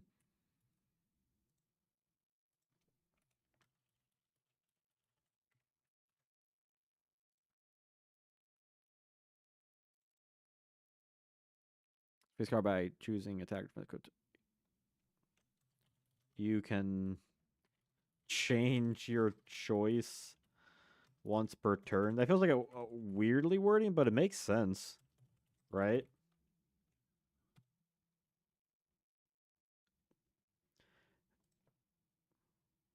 Activate this card by choosing attack or defense. Equip only to a machine monster gets similar attack defense beyond the choice. You can change your choice once per turn. So you can defend or you can attack with it. It's not much of a change, really, but gives you slightly some more flexibility. And I'm fine with that. A-okay with that. Appropriate. After card probably draws a card outside of its draw phase, draw 2 cards from your deck. It's fine, I guess. Equip with an equip magic card. Negate the effects of all equip magic cards on the filter. Turn this is activated. Whatever. It's like a lot of these cards are like they're not really good, but they're not like designed poorly. You know what I mean? Is that making any sense? Like it's not like I can look at the effect and go like, oh, this can be like a lot better. It's like okay, the card exists, it does a function. It's just that function is not particularly like useful in many ways, or like wouldn't come up in certain ways unless you're playing like a schoolyard sealed format kind of thing. See, with attack and receive, When you activate this card, you can take damage. Your opponent's life. When you take damage, inflict 700 to your opponent's life points and 300 for each of these in the graveyard. Yeah, it's like I don't hate the card per se. See, bite shoes, change attack or defense position, change attack or defense position of one favorite monster on the field.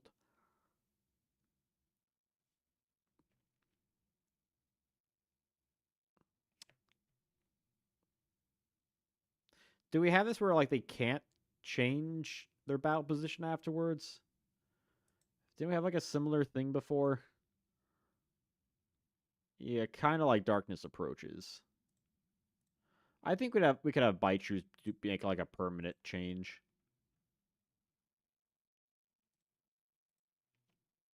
What about you all?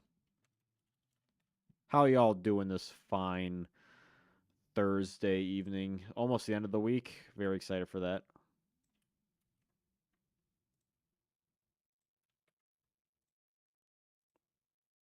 This card must remain face up. Like, what does that even mean?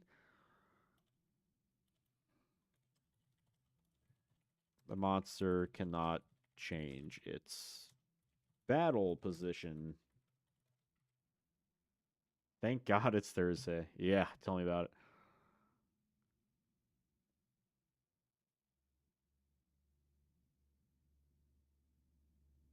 Yeah, having like a permanent switch is something to give it power to do.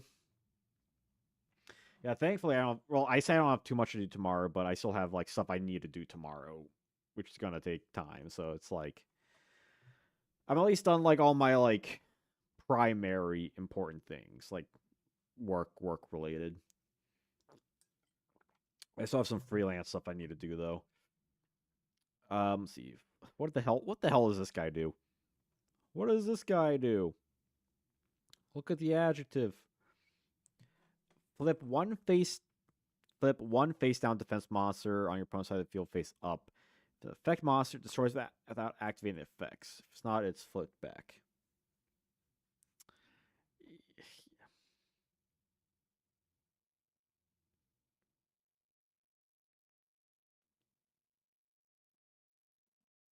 Does this guy need to be a flip effect? Do you think? Like if this guy was just like I guess already I have like horrendous stats. But we got so much flip hate in this set. Right? We got Bombardment Beetle, we got Ceasefire, we got Nobleman of Crossout, we got Light of Intervention. I feel like I'm missing one, but like there's so much flip hate in this set. I'm just wondering does this guy even need to be a flip monster? Because at least buffs him to the degree where you can just summon him in check. Potentially like stop a flip, but he's still like so weak, you probably wouldn't really want to play him anyway. So like is that much of a downside per se?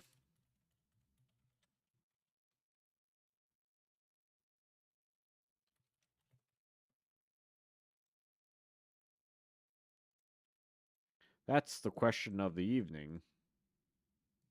Pick up and see. He doesn't even have like new text.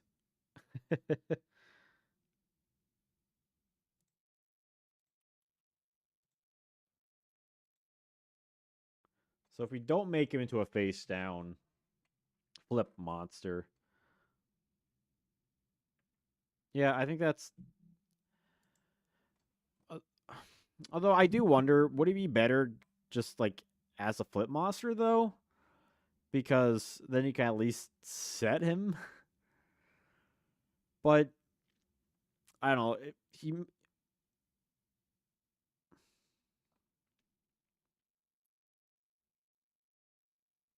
If it's if we have it okay, question. If we have this guy worded where it's if he's normal summon or flip summoned, can your opponent still attack into him and can he still activate his effect? I don't think so.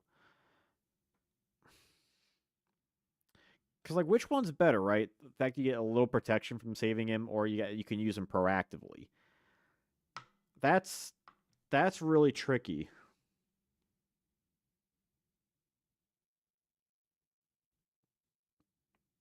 And I don't know what the answer to that is. Do we have it be a little bit safer, which otherwise we just keep him the same? Or do we make him proactive, but make him a much higher risk? Because the thing is, if it's like during your opponent's turn, like what are the odds that they're just gonna flip before attacking into this guy, right? Like if they're gonna set, it's gonna be during like main phase 2, or if they're gonna activate a thing, there's a good chance it might do it main phase 1, in which this guy would be kind of useless. Got infinite sets. That would be busted. I mean, hey, we got Ultimate Offering.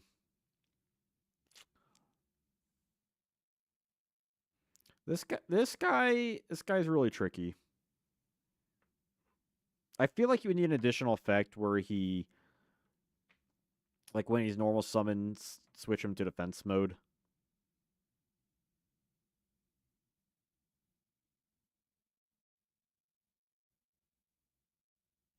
Do like a summoner monk kind of thing. That's just the first card comes to my head. If this card is normal or flip summon, change it to defense position. Like something like that.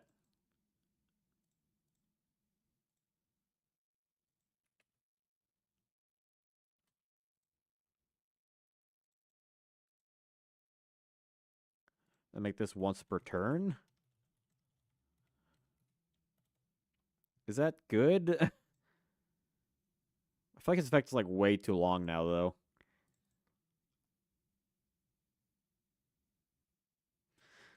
Why is this card giving me like some of these cards are like, what do you want me to do? This card is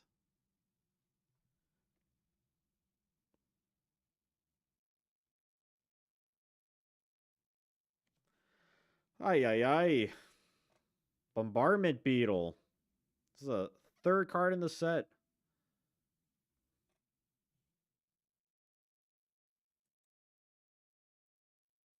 Yeah, because it feels like the most amount of times you would want to use Bombardment Beetle would be to check your opponent's field during your turn so you can make a more educated play.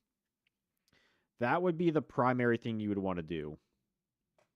So I think this is probably fine how we have it.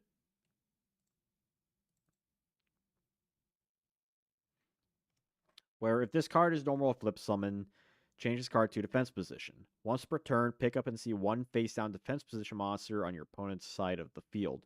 If an effect monster, destroy it. Its flip effect is not activated. If the card is not, return to original position. I think that's fine. I think that's fine. I don't want to overthink this more than it needs to be. Vermin's fine. See, Burning Land.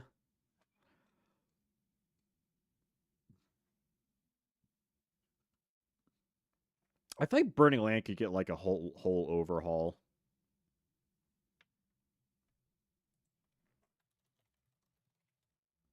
Like where it could be potentially something like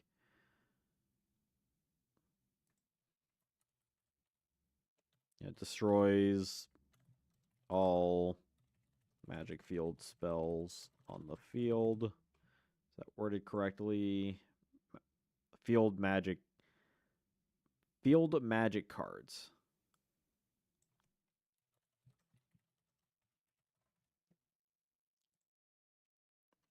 And what if we had where it's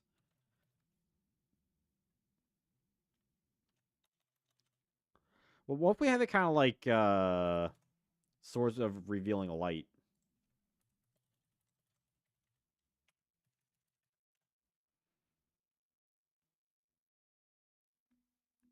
Where it's kind of the same thing, right? And then we have it when this card is activated. One side of the field.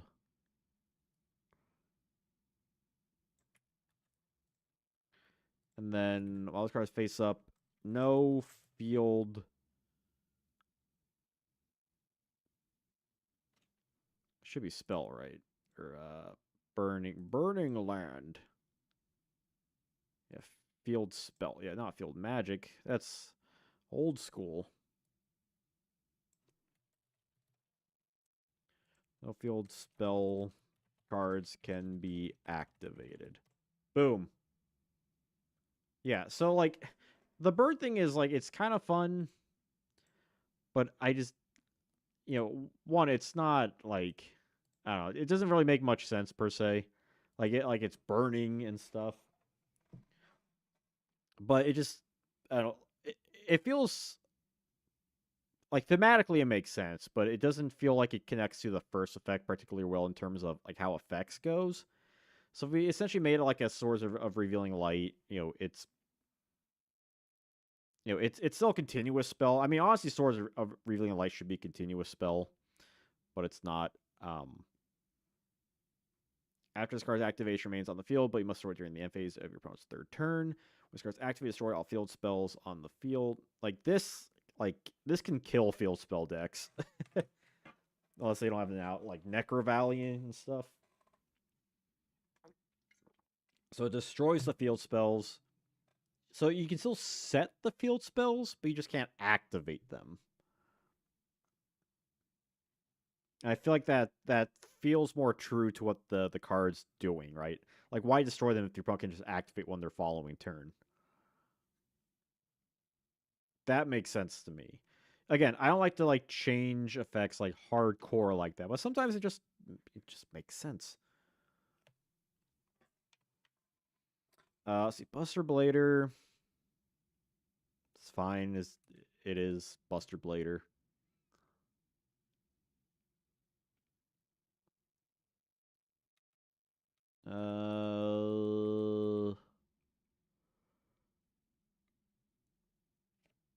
Deep Sea Warrior. That's fine because Legendary Ocean. Dimension Hole.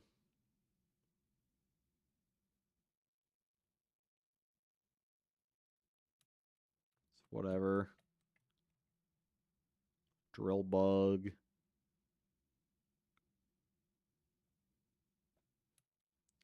It's fine. Got the Curse of Dragon and Burning Land combo. Yeah, we would eventually get a Curse of Dragonfire, which has like that kind of art. Can I activate this when one or more of your traps are restored from the field to the graveyard? Destroy one magic or trap card on the field. We got this and was it Gust, I think? Yeah. They essentially just do the same thing.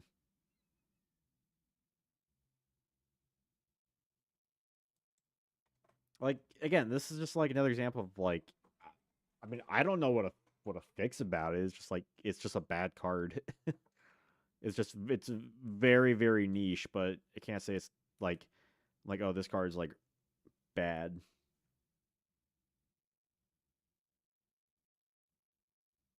See, Earthshaker, like this seems like a card that we can figure out. Earthshaker, Salt Shaker. Da da da da da da da da da da.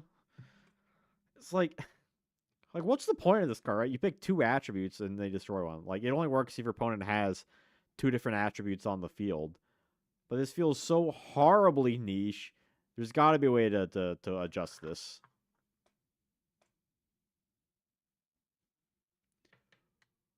Oh, good. Yanni. Constantly trying to fix this thing so I'm not like falling in like the crevasse of my webcam here.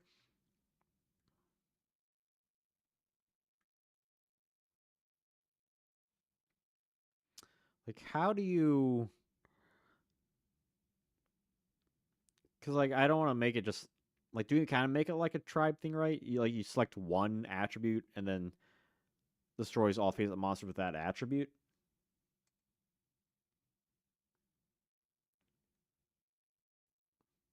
Was that remove? Love removal machine. Love remove love removal machine. Uh, Never heard of this. I was humming um Reap of the Genetic Opera. Yo, Jacob H, what's up? If your opponent does not control two attributes, maybe give different effect. See what comes to my head is this. So I keep eyeing those legs. We've been one away from 15 for like forever. So here's what I'm thinking. Select one monster card attribute.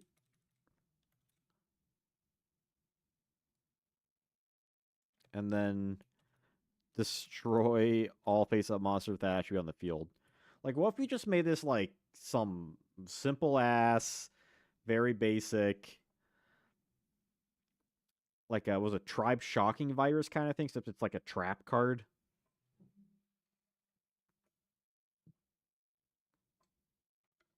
Like this makes this a lot better if you have it be you just like pop an attribute. But it's also like it's the entire field too, not just your opponents. So like you could still potentially lose cards with this too. Or is that too powerful? We're essentially just reducing the decisions down to one, right? Just cutting it cleanly in half, making a very simple card design. See, I like Enchanted Javelin, Barometer Crush, simple design.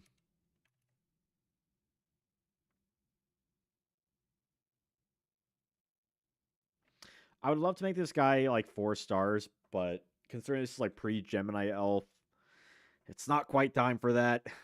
Sadly, I don't want to like it's like I don't want to make continuous spell cards in like LOB or something, right? Or like quick place and MRD if they don't exist by like the release. Boost his attack to 2300. I want to leave vanillas where they are. Like vanillas, we could adjust everything to the end of time. Forced Requisition, I actually really like this card. But I think there is like the clear issue that we can fix with it though.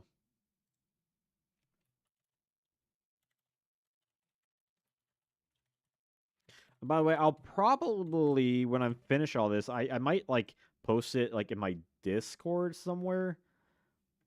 Maybe my Patreon if I'm feeling spicy. I feel like the problem is like the activation what during this because that's like you want to do it beforehand to get like good value. Like, I think if you just cut that out, yo Bobby Barrow, what's up? Um, each time you discard from your hand, your opponent must also discard the of cards. Yeah, so that seems a lot better because you could chain this to cards instead of like doing it after the fact. So like you do it after the fact, and then it's like already an opportunity just gone. That kind of that's what spoils the whole card.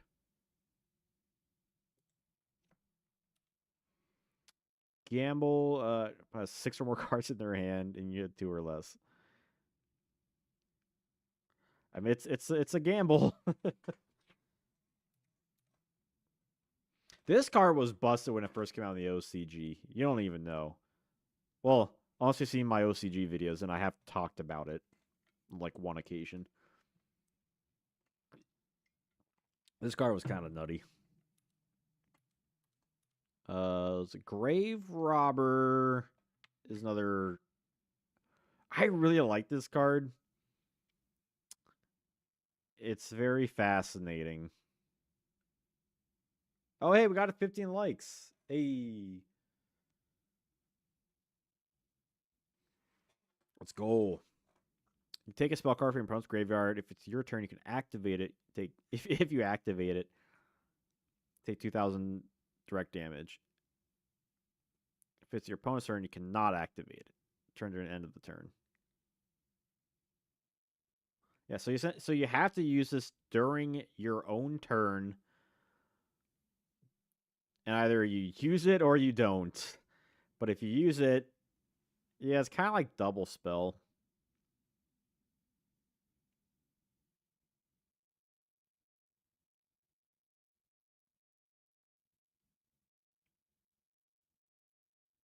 Now it says take. Let me read an updated version of this card. You can use it. You can use it as your hand, that's worded so weird. You can use it as your hand until the end of the turn. Wasn't there like a weird like cheeky thing like early on where you could like technically set it and then activate it? Am I misremembering like this like weird ruling thing?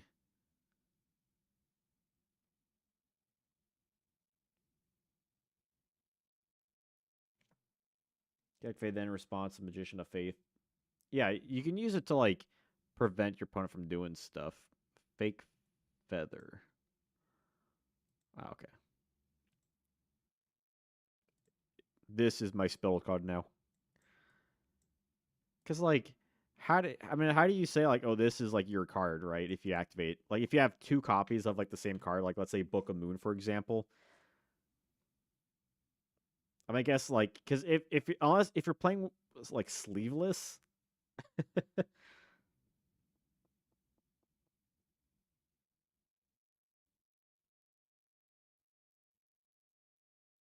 like you're gonna want to activate. It's like why would you want to pay 2,000? Because my logic for this card is always like, no, I think it's better than people give it credit for, because yeah, you're taking 2,000 points of damage, but if that helps you like win the game, if you're stealing like really strong cards like Raigeki or Pot of Greed or Duo or whatever, then maybe you want to pay 2,000, but it's still like a hefty cost. Like it's not like spend half your life points, which may be a whole other conversation. But like, why do we pay 2,000 life points? I mean, double spell here because you're stealing from your opponent's side. Um, this card you discard a spell, but you also can activate it like turn one. You can't do that with Grave Robber. Like you have to set it. So how do we make Grave Robber work? That's like relatively fair to double spell.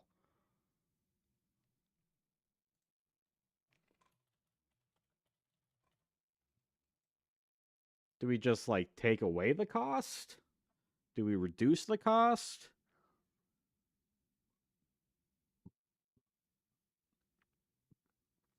I feel like it's one of those two options, right?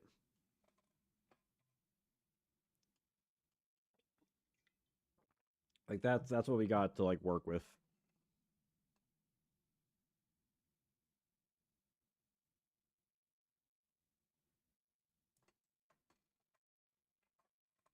Do we reduce the cost to like 1,000? I feel like you wouldn't want to reduce it to less than 1,000 unless you're just going to cancel it altogether.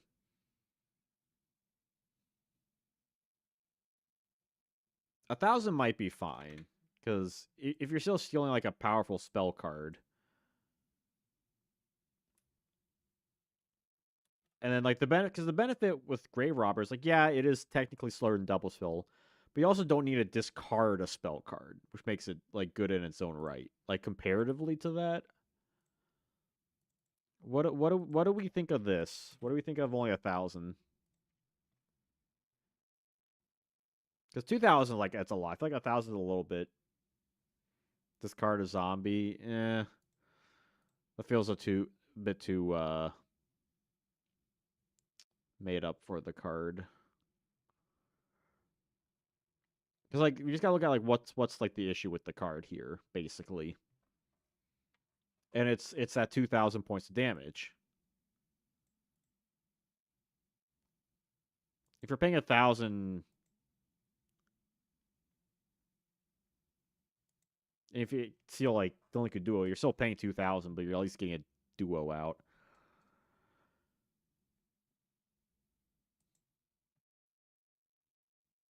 And if it's 1,000, you technically go less. You lose less cards in double spell, but you're just taking little more damage yourself. 1,000 might be fine. That's at least more reasonable to consider the card.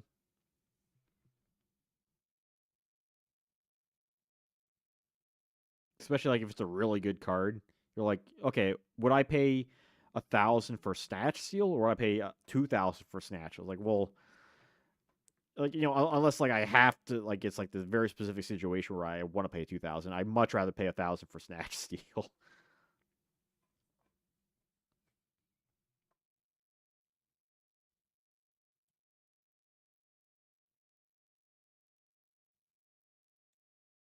So I would say at the very least that much.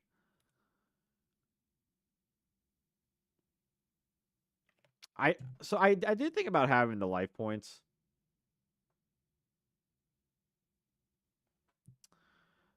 but that also feels like they could potentially be like way too much, unless everyone else kind of thinks so. Yeah, the idea of paying for grave robbing, that is a very fair point. So I think you're paying the grave robber, right? Not like so much at your grave robbing yourself, or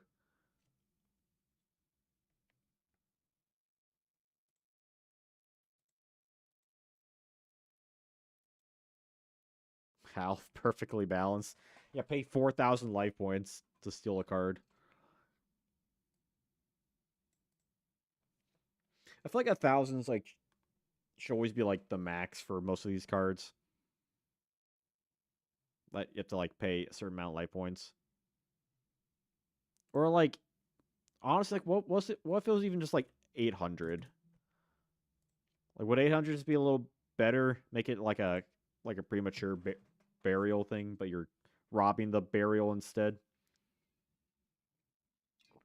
Yo, David Hume, what's up? 1,500 is nice. Yeah, not many cards do 1,500. Like the one that comes to my head is my body is a shield. 15.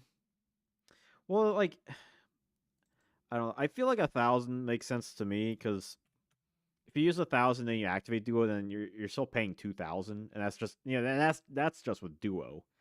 That's not even counting like other cards. Like other cards like duo and confiscation is 1,000. Premature burial is up there with 800. Just cutting the cost in half. I think cutting the cost in half is fine enough. Because you're still paying life points for it. And it's not always active, but it's more likely to help you out in the long term than if you had to pay 2K wholesale. Let's see. Guz, Hayabusa, Infinite Dismissal.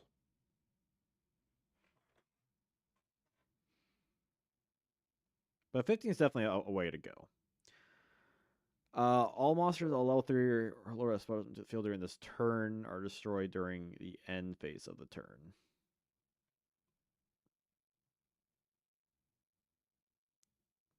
During this turn. 1,500 for duo is nice. I've been on the receiving end of that card. It would make Vulnerable Snide and Master. Yeah, like, but I mean, how many people are actually playing Grave Robber is the thing. Like, I like the card. I think more people should at least test it out.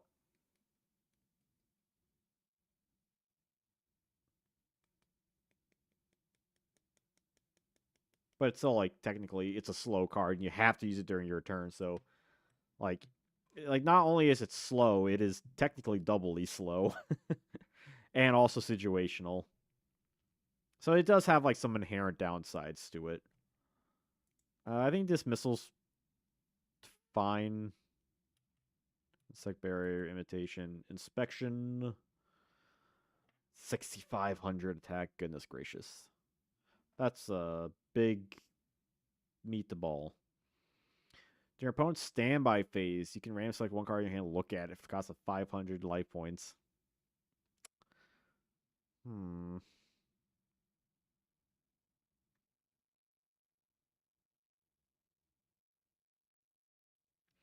Is this card worth changing, or is it just fine being a filler card? Because I understand like the point of it, right? Like, is literally an inspection. Like this asshole, it's like, let me look at a card in your hand.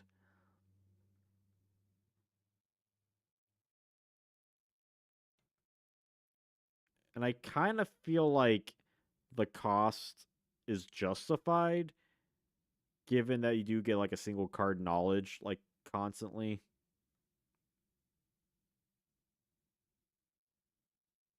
And it's like during the standby phase, so like it includes the card they draw, which is like kind of the benefit of it. It's probably fine. So I keep my cards in my butt. Yo, Ray Starchester, what's up? In your butt, in your buttocks. Invitation to a dark sleep. Pretty sick art, gotta say. I love the background. I love the guy with the little eyeball thing. When a monster is summoned, select one of the monsters as long as the card cannot. This card, right? Face on the field. The monster cannot attack. Why is this guy 5 stars?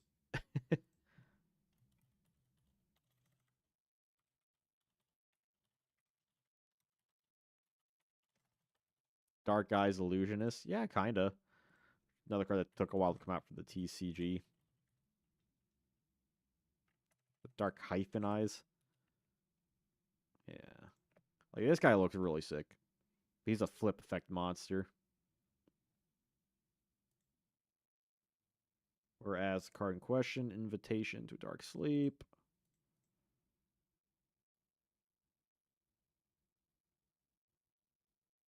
Oh, it's an interesting updated text. Updated for the Kaiba set. Now it has a bullet point.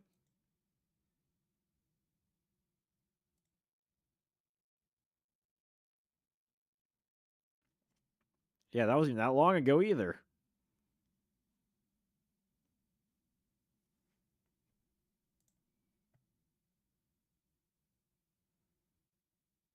Like, Illusion just kind of sucks as a card. I feel like at least for in regards to this guy,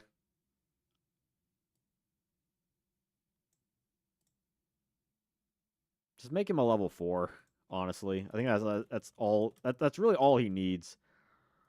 There's no good reason why he's like, even if you just added like a special summon clause, you could at least maybe Mystic Tomato into him. But like, that's not even a reason to even play this card, even as that. Like, you don't want to like heartbreak at this guy because he's just absolutely dead otherwise. Unless he like targets like a monster zone, that'd be kind of cool. I mean, we just got freaking ground collapse. Honestly, that could be kind of interesting if you want to go that route, right? Where it's I'm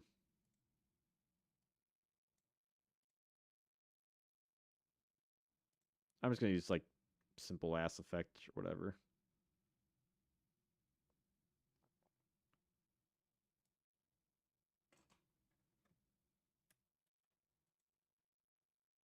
We have something like, let's get rid of that special summon exclusion because that's stupid. One of your opponent's monster zones. Field monsters in that selected zone cannot attack.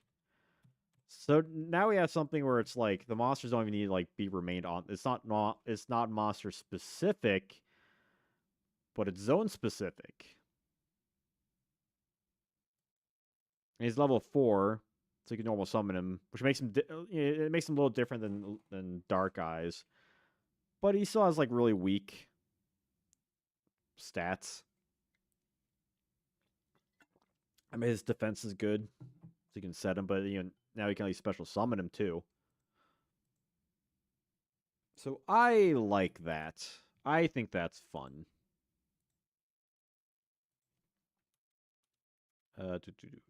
Kisetai. Kisetai. That's an attack declaration right there.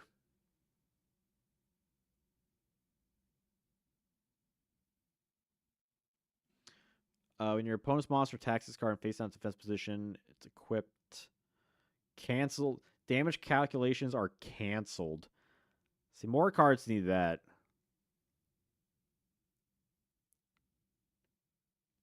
I mean, maybe we give that to like was Invader of the Throne.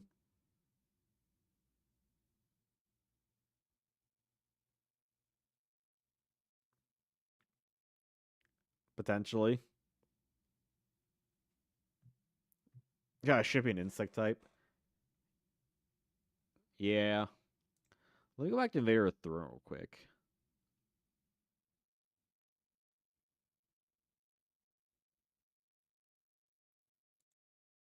Honestly, I'm actually I might go back on after seeing like that phrasing exists. I think we might just change Invader of the Throne kind of back to what it was. Because that just we have that, but like include no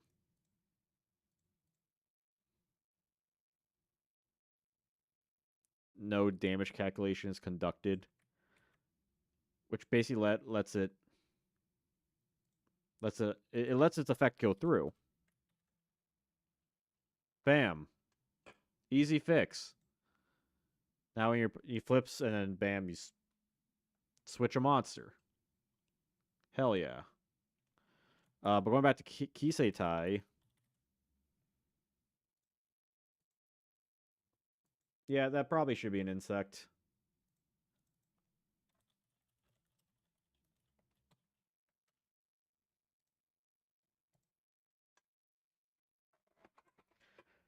Let's see. Attack face down becomes an equip. Each your standby opponent standby phase increase life points by half the attack of the monster with this card. Uh,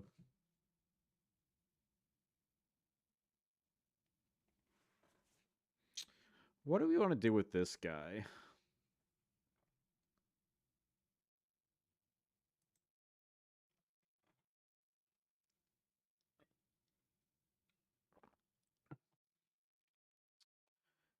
Kiseitai.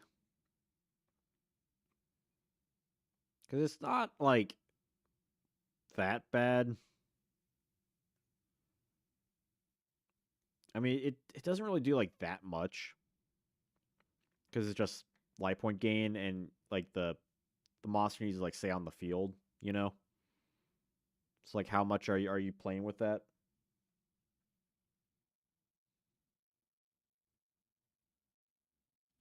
It's tough. It's tough. Things are tough.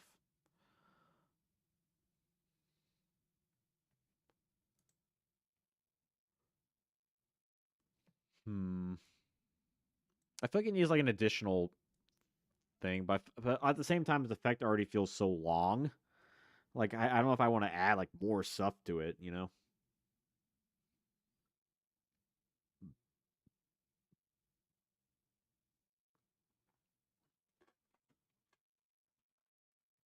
like it takes me back to freaking Brain Jacker, which is kind of also similar to like Vader of the Throne, where it's flipped, and as you take control of it, essentially it's a flip, snatch, steal.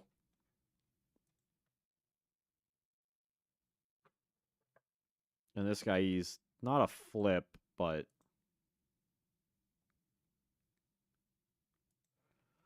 uh,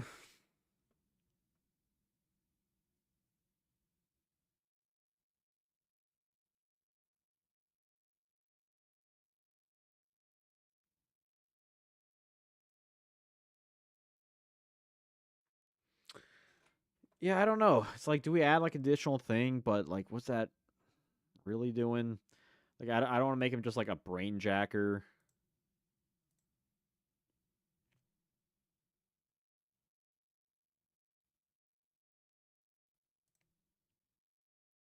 Maybe just make him an insect and just call it a day.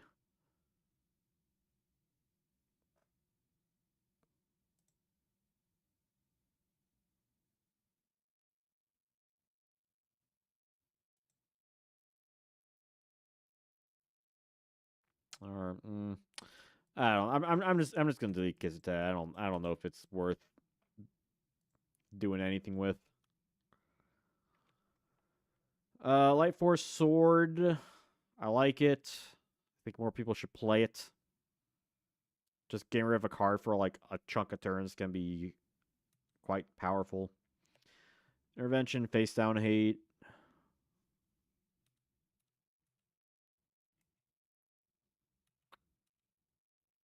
That's fine. Drain's fine. Major Riot. Can activate this card when one or more of your monsters return from the field to the hand. So you can use this with the upcoming spirit monsters. Turn all monster cards on the field to your respective hands, with your opponent and a special summon from your hand, same number of monster cards on the field and face down defense position.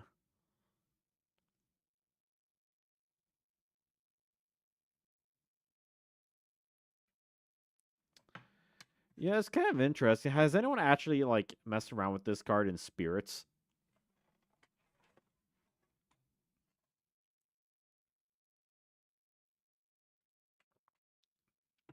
That's kind of interesting, right? You get like some deck with spirits, but also like really big monsters. You essentially just use the spirits in this to, like get out big boys.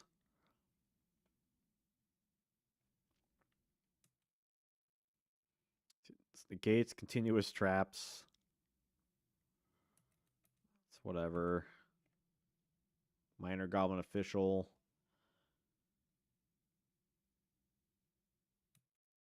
Fine.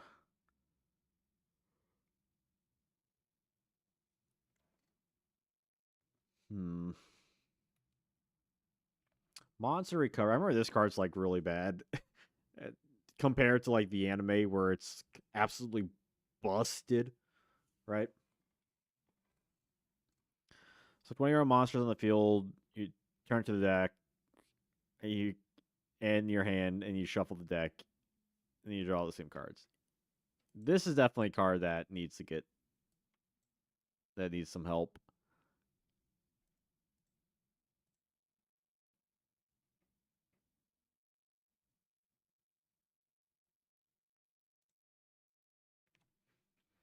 Monster shuffle it and your entire hand into the deck. Draw equal number of cards from your hand into your deck.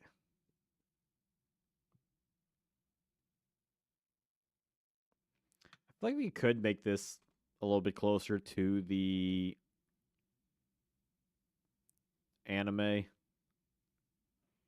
where like you at least get to draw like a set number of cards.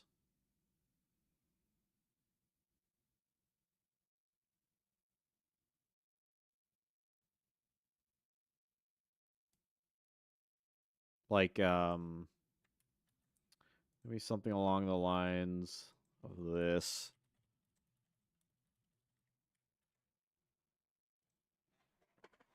Why is this blue?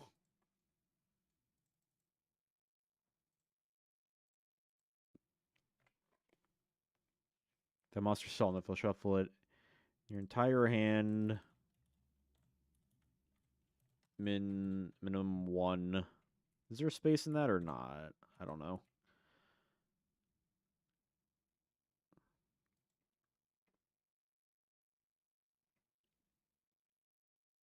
Maybe draw 3 cards? No, no, it should be 4. Because you're using one monster on your field, 1 card in your hand, and monster recovery. So you should at least be able to draw an additional card. So you at least go +1, technically speaking. So I think that might be the way to go about it. Shuffle 1 monster, 1 card in your hand, and use this card, draw 4 cards. I think that's good.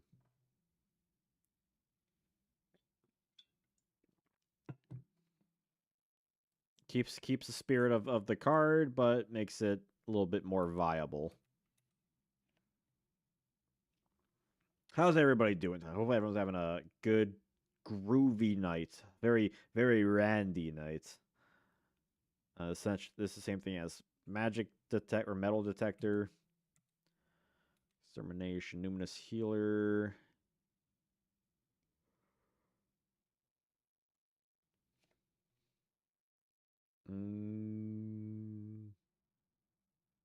Can this card be like broken with emergency provisions like with good goblin housekeeping?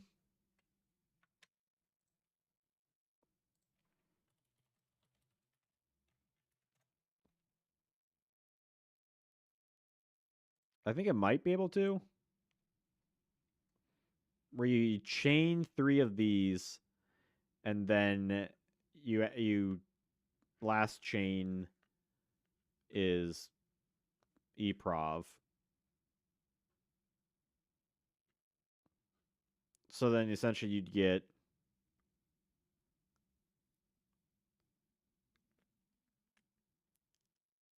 right or does this card work that way?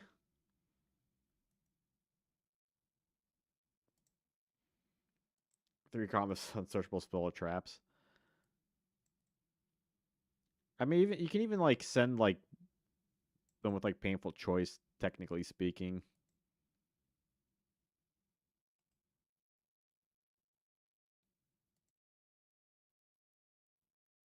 Yeah, yeah. Chain eprov discard game where life points with 1 new seal gain 1500 to 4003 7500.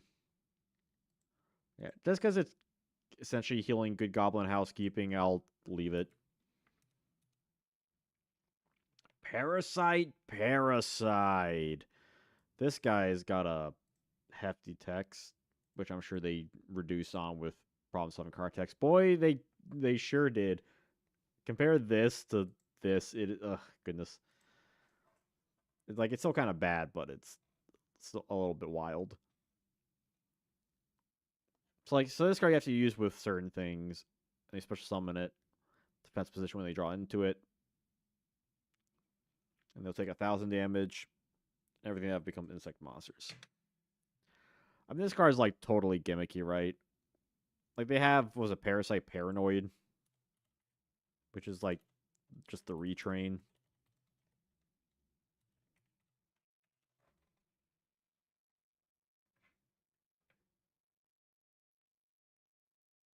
Like at the look, I know it's bad, but at the very least, they release a bunch of support for it, which is more than a lot of other cards can say. So at the very least, they clearly were putting some effort into like the thought behind it. So paranoid is that you target a monster on the field and equips it from your hand. It becomes insect, can now attack insects and it negates its effects. When it's a graveyard, special summon basically a great moth or something. Like this card already has like what you would want it to be, basically. Yeah, you need like a bunch of cards. But, let's use DNA surgery. Yeah, I don't know what we would even want to do with this card. Like it got a retrain, so they fix it in that regard. And like if we start changing like certain things up, it just kind of ruins like all the other cards. So I think Parasite might be just doomed.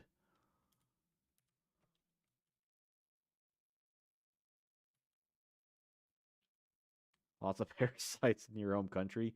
Saint Sinister, what's up? A lot of parasites. Remember that movie Parasite a few years ago? That movie was really good.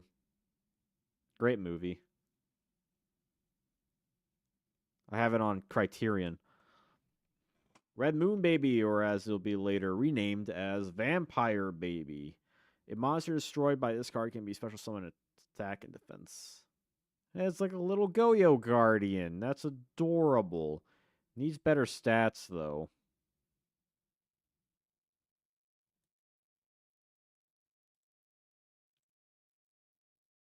Much better stats. I like its effect, but yeah, we gotta fix that. See, Vampire Baby will.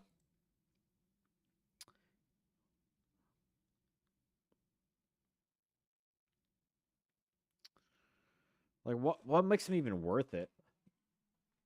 Like 1,000 attack, 1,200 attack. I don't want it to be too strong.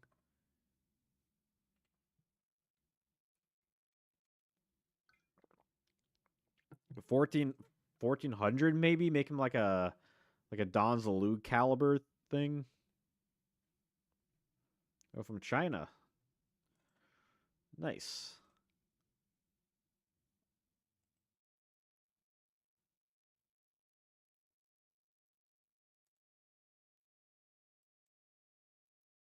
Oh, geez. Well, congrats. I think. Yes. So many cards just like revive, don't they? Blame the Yugioh. True though.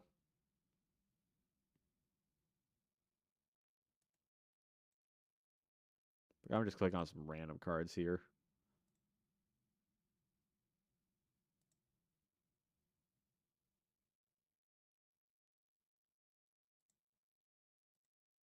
Hmm. Yu-Gi-Oh! It gets the better of us. Like, what if we just like swapped his stats around, or his attack was 1,000, and his defense was 700? Do you want to do that? Do we want to buff him up a little bit? 13. I was actually kind of thinking 1,300.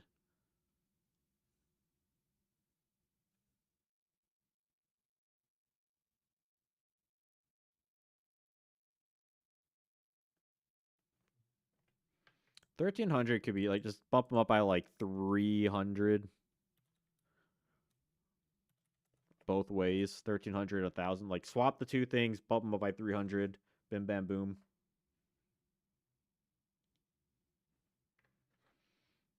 Because like his effect, like like we've seen in some formats, effect can be like really good. And having something that's like zombie that can get out with a pyramid turtle that can potentially steal stuff.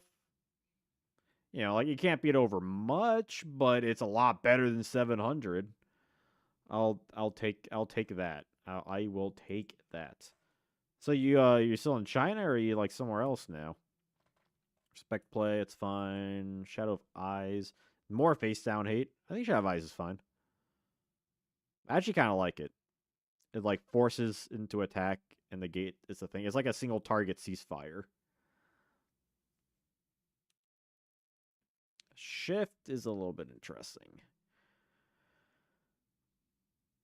When your opponent targets a thing for magic trap or battle, so no monster effect, change a different monster in your side of the field. What was this dude's effect in the anime?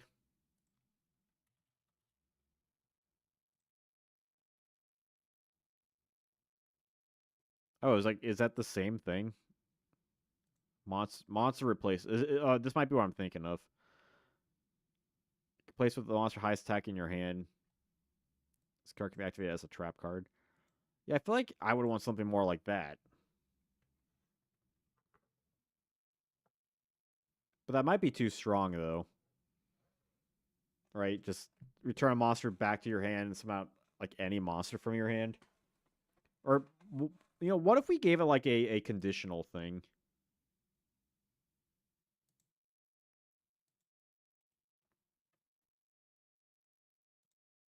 Like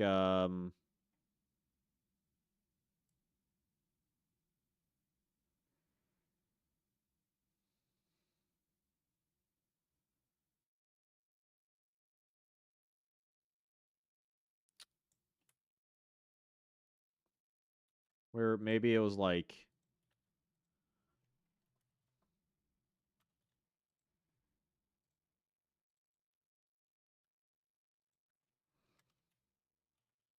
return your monster to your hand, or to the hand, to your hand. And special, and then one monster, one level higher than the scent monster. I don't know. Is that too much?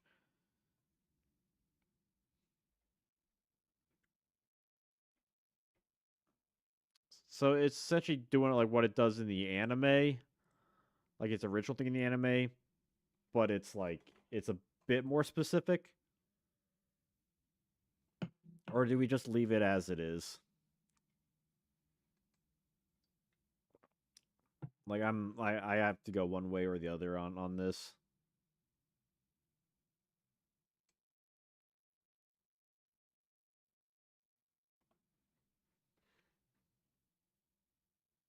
I think it just might be fine how it is.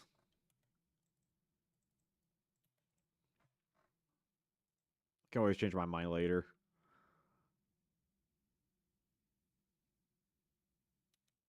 Uh,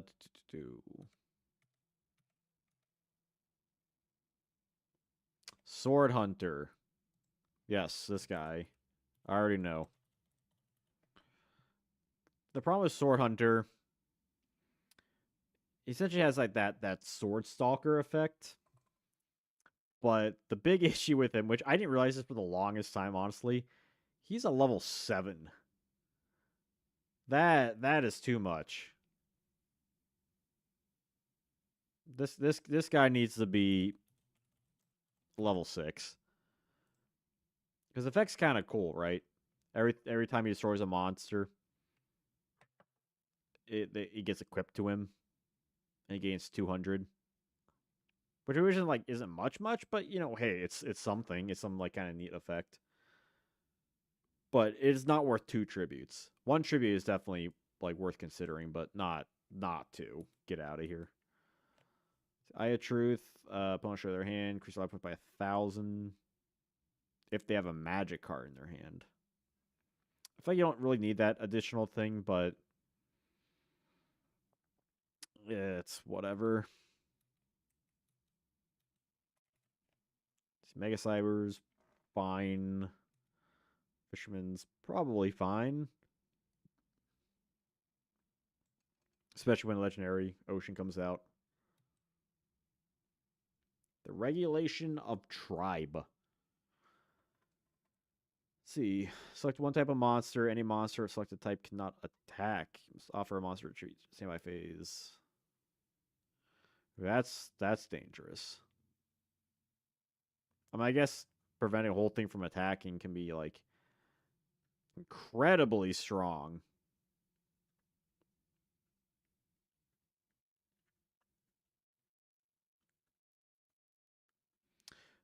It would be better if it was during your end phase, but I kind of understand, at least in like hindsight, because if it was a standby phase, you could just freaking keep tributing off like Sinister Serpent.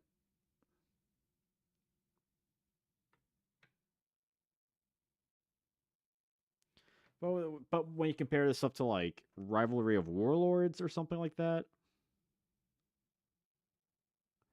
at least you could summon cards under that. Like this, like they can't attack.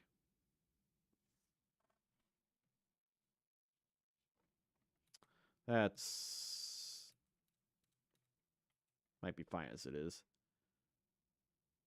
Type 0 Magic Christian. This is a card I really like. Another thing that's like, it's actually really bad, but I really like what it's going for.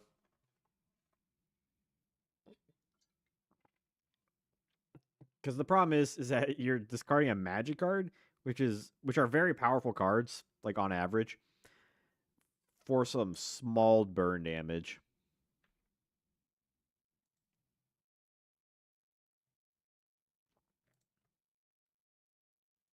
So I would think we need to up the burn damage on this guy. To what?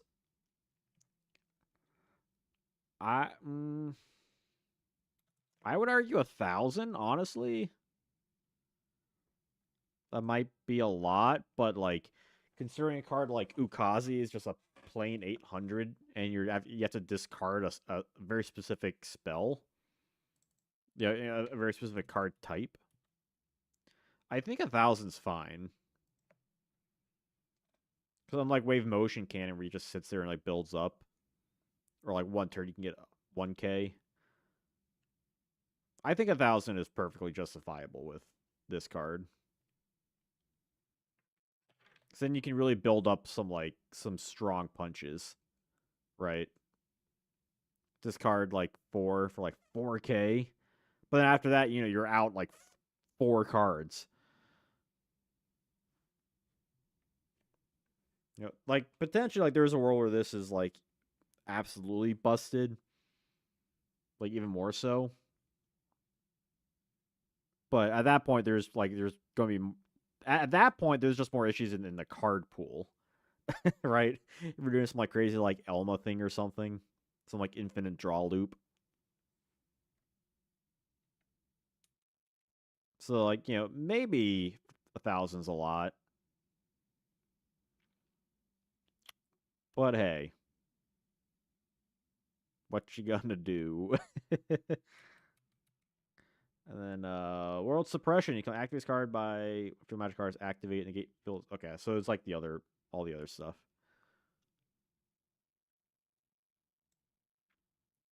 There's nothing really in TP3, right? Like worth. There's like Needleworm and Anti Raigeki. Yeah, not really. I don't know if there's much for like the video game promo stuff. I guess in regards to like early things, there's like Valkyrion,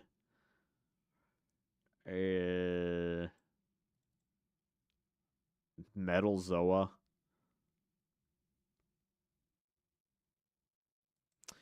We could fix Metal Zoa.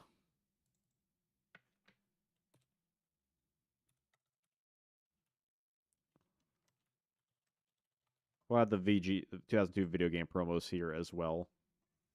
Because why not? Why the freak not? See, Metal Zoa.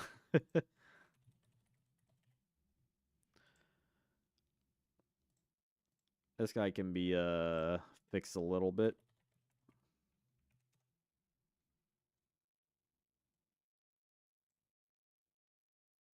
Basically, just let him be someone from the hand. Really. From your hand or deck.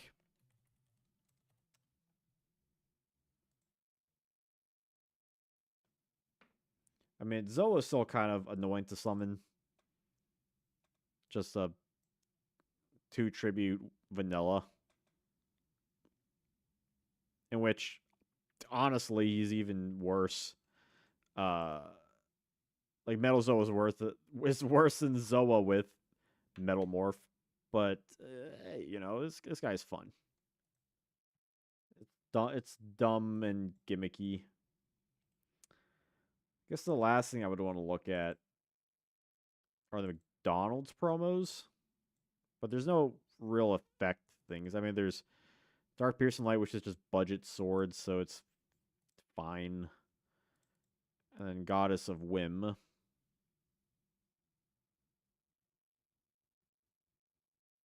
which is whatever.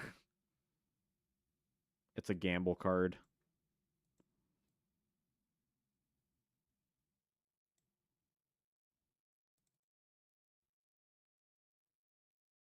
Then Cosmo Queen. Could make her a fusion like the video games, but eh. Then we start opening the floodgates of just like changing cards entirely. Slash metal, so or should we just like do a freaking like what other video gamey stuff? Actually, yeah, let's just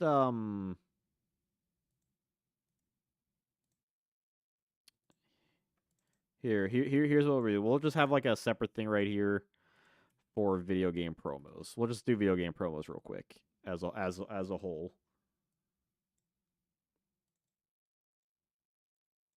Or just promos. We'll say promos.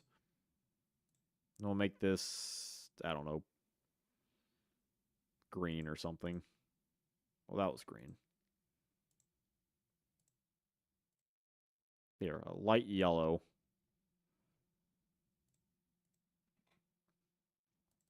Perfect Ultimate Great Moth. This card is harsh.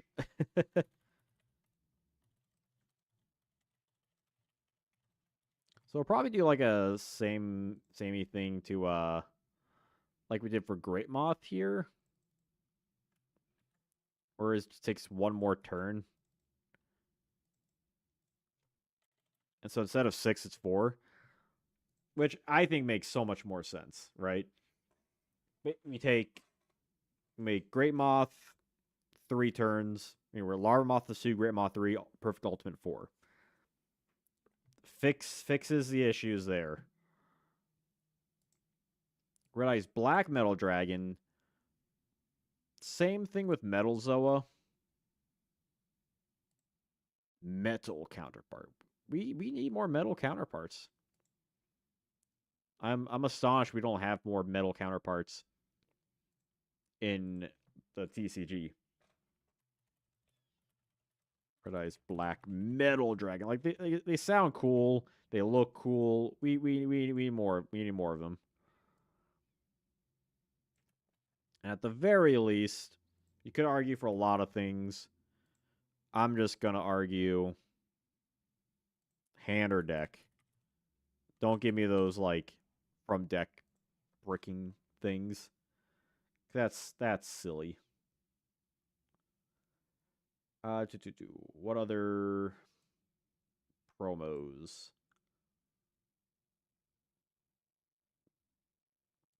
Dark Magician Knight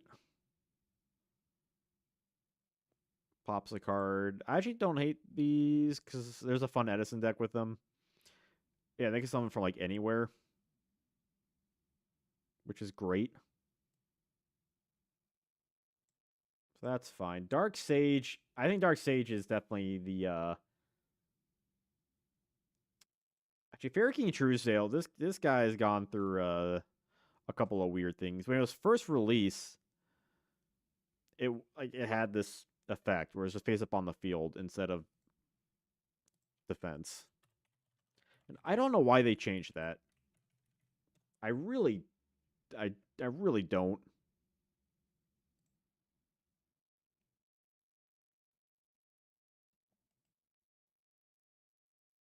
Like I'm fine with it being a plant, not a fairy, but it's just like no, let me normal summon this and get a 2700 beater. Like, is that so bad? Give me its original effect, damn it. Like, honestly, like if you want to make it a little bit weaker, like I'm fine with that. But I mean, that's just semantics at this point. Like, if you want to make it weaker, I would say 2100, but that's only a 100-point difference. I really don't like that new version they gave. That's like the GOAT format like version. It's like I don't know. I've never been a fan of it personally. Harpy's Pet Dragon. This card definitely could use a buff.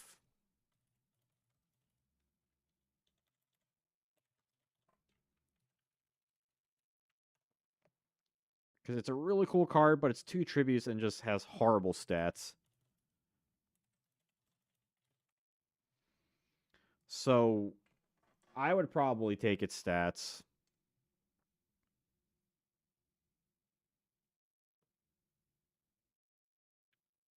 Like if it's gonna be like I would honestly I would just switch its stats around. Give it 2500 attack and 2K defense. Bing bam boom. See, like, if I have to change the stats, I want to keep it somewhat consistent anyway. Right? Either, like, swap them around or, like, add or subtract, like, similar amounts. Yeah, just make it 2,500. Because, like, the boosts are going to be kind of nice, but it's not going to, like, make it overpowered or anything like that. 2,000 defense is still comparable. Yeah, no issue with that. Ryoku. I like Ryoku. I actually really liked this card back in the day. Back on the schoolyard.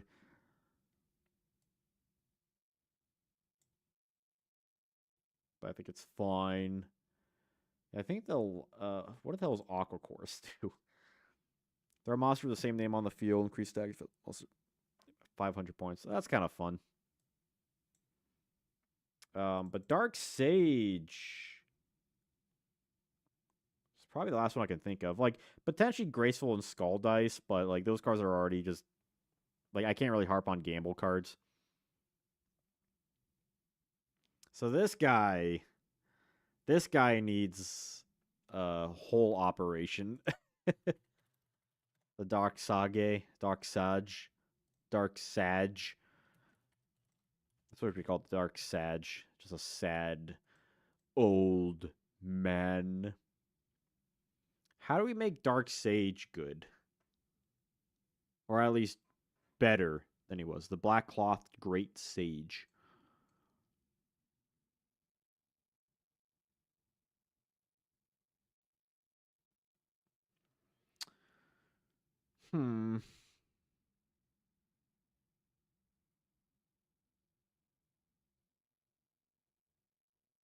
Like, it's so gimmicky, right? It's so gimmicky. But I like his effects. Would this be like the case where we make him a fusion monster? I would argue. Yeah, TD. Yeah, like that's what I'm saying. I think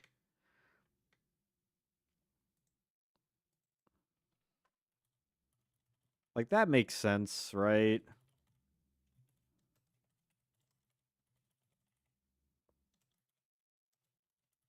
Like just get rid of the coin. Like I'd rather draw into a polymerization instead of using like a coin flip.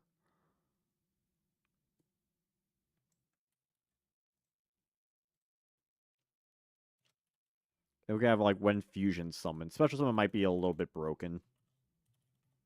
When fusion summoned, add one spell card from deck to your hand. Bam. So that way, when he's fusion summoned, you can't like you can't metamorphosis him or like magical scientist out, right? Like you'd have to actually like fuse him.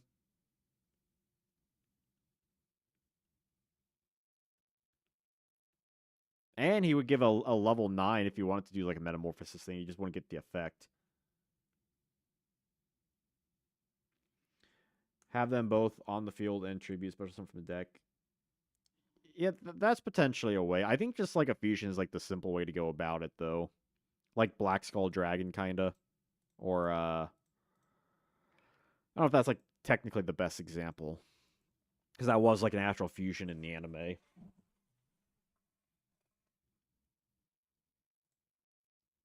But if it's a fusion, like I mean, how many people are actually running Dark Magician and Time Wizard, right?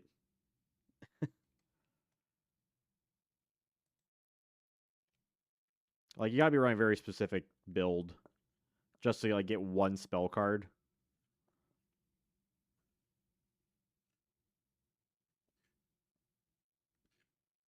Especially if you want to keep it somewhat like classic Yu-Gi-Oh style.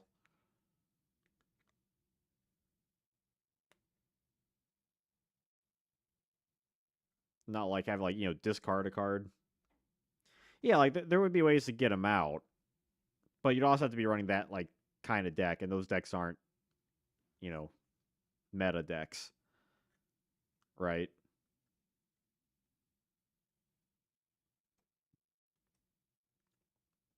Like you could do like a fusion gate thing, but again, like that's gonna be like a tier 2 rogue deck kind of deal. I mean, this is just like the card in general. This is not like really like we could consider this in like any format really.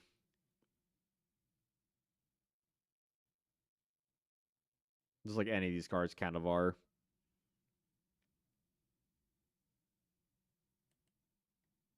I'm actually liking how much this is like really filling out.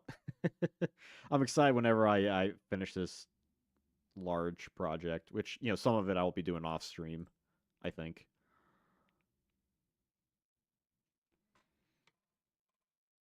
So we at least like because with this guy we at least made it where it's like he has to be future summoned to get the effect. Um,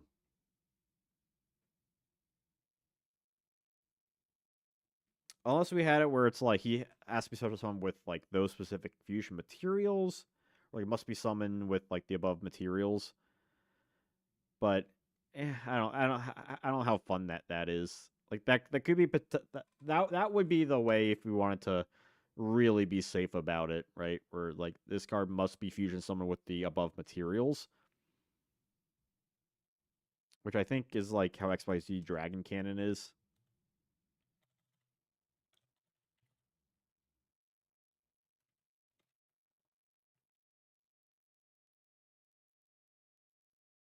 Or no, this must be summoned for extra deck by banishing cards control.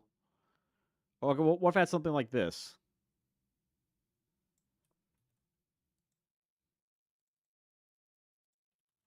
Have this extra thing. Oh no, that doesn't work because it has. Hmm. Dark Paladin, that's what I want to think of. Yeah, because if we do it like this, then like it wouldn't get additional effect. Would be fusion summoned and special summoned. Yeah, if we make it like Dark Paladin, but people aren't really playing Dark Paladin though either. I mean, it's another card. It's like yeah, people can play Dark Paladin decks, but like if we're talking about like the most popular DM era format, like Goat format.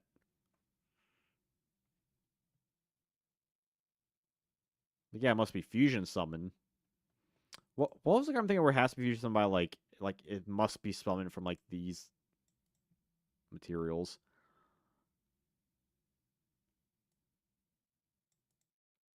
What is the freaking card? This card must be special summoned with the above materials. I know this card exists. This is a trivia question for everyone in chat.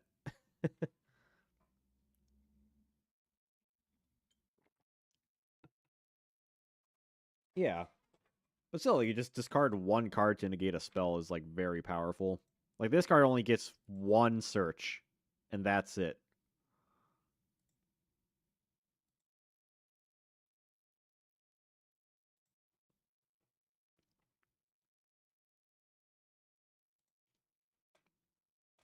And it's made so it's not you where'd that fall? God, my light fell. That's oddly the second time it's happened today. I don't know what's going on with that. Type Yu-Gi-Oh must be special summoned the above materials.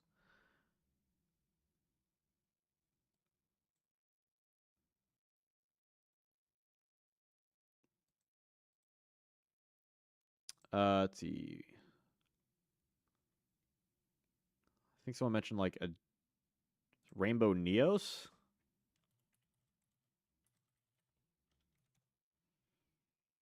It must be fusion summoned with the above materials.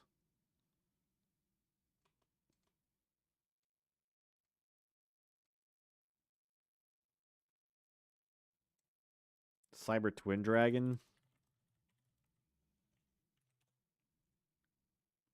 Oh yeah, that does have it too. Yeah, thanks, GMYFS. Also, what's up? We're trying to think of like so right now we have Dark Sage as a fusion monster because that just makes sense given like how you summon it basically, and that's not like a dumb time wizard thing. Is this? Do you think Dark Sage needs like a specific requirement? Because we have it where it's when fusion summon, add one spell card from deck to your hand. So it has its effect, but it only works when it's fusion summoned. So not special summoned, fusion summoned. Does it need? I guess the question: does it need to be? It would be too powerful just for that alone, or does it need? Because thousand dragon. It's just the deck because it's Dark Sage's original effect is just the deck to the hand. Like this is purely Dark Sage right here.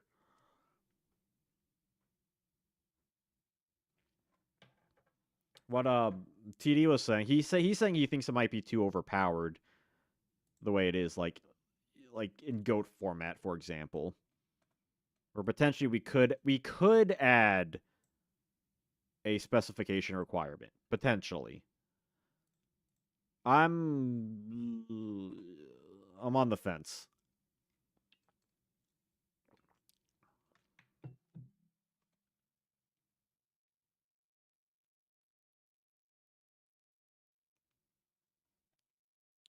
Hard once per turn.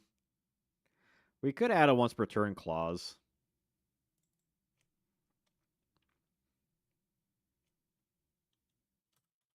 You can only use the effect of Dark Sage once per turn. There. Does that fix things? Yeah, because like there are ways to like get it out with like Fusion Gate and King of the Swamps and what have you.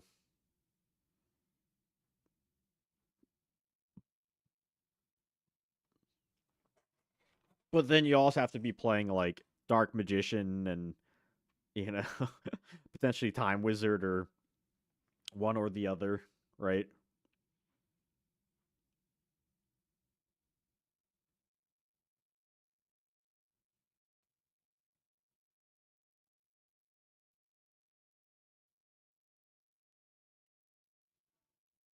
So at least a once per turn thing prevents you from like abusing it, right? I think that's a fair compromise. Because I was kind of iffy on like making it require the two specific monsters because it's less fun that way, or less fun to like get it out per se.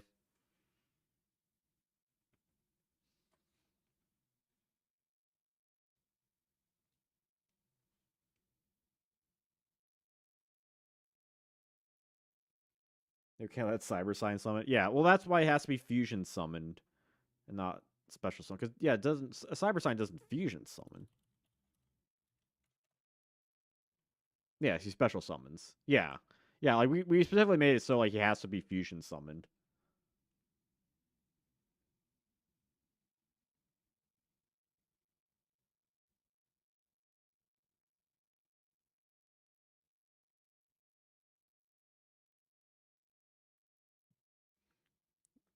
The natural payoff for fusion summoning. Yeah, I mean it's definitely like there's only so many effects in for fusion monsters in like DM era Yu-Gi-Oh, right? I mean, well, like what are the good ones, right? Like Ojama King. I'm like there's a good chunk of them, um, but not so much like fusion summoned, right? Like there has to be fusion summoned. Like the only like there's the one that's like probably the most requirement isn't even a fusion summon, and that's XYZ Dragon Cannon. Because like Gatling, like Gatling Dragon, that card just needs to be like summoned. Like it's a once per turn effect.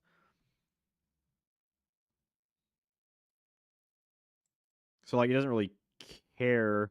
Like there's not really many stuff that like the one I can think of is like Dark Paladin, right? Where Dark Paladin has to be fusion summoned. So like this also fits the Dark Magician kind of fusion motif with that, where Dark Sage has to be fusion summoned. Or maybe we should put in the clause must be fusion summoned too. Must be fusion summoned. There. Thousand Eyes? I don't I don't think so. Oh, Thousand Eyes goes. Thousand Eyes restrict. Yeah, no, there's no. It's very rare cards. Yeah. Okay. So we added the must be fusion summon thing. Must be fusion summoned. When fusion summon, add one card. Can only use the effect of Dark Sage once per turn. Bam. That feels very solid. Oh, good fusion. Oh yeah. There's a lot. Gatling Dragon, King Dragoon, Ojama King, Ryusenshi, Dark Balter, Fiend Skull Dragon, Thousand Eyes Restrict, Dark Blade, the Dragon Knight, Spirit on Reaper on the Nightmare, Master of Oz. Those are the ones that come to my head.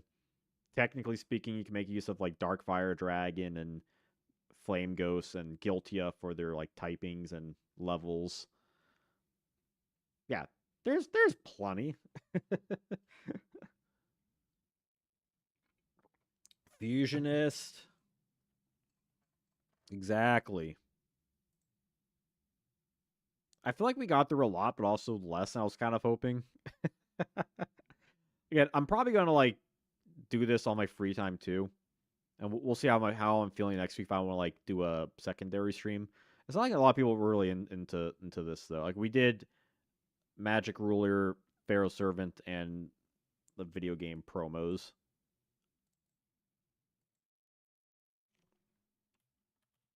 Make it a little more specific. Also, let me organize these bad boys.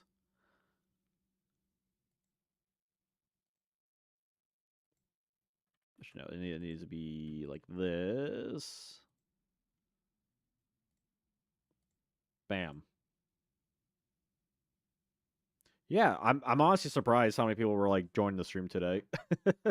I thought it was gonna be like an absolutely dead stream.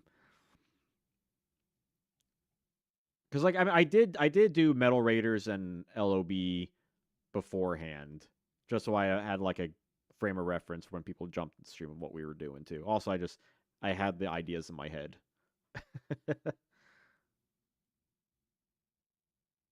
Which redesign I was the most proud of?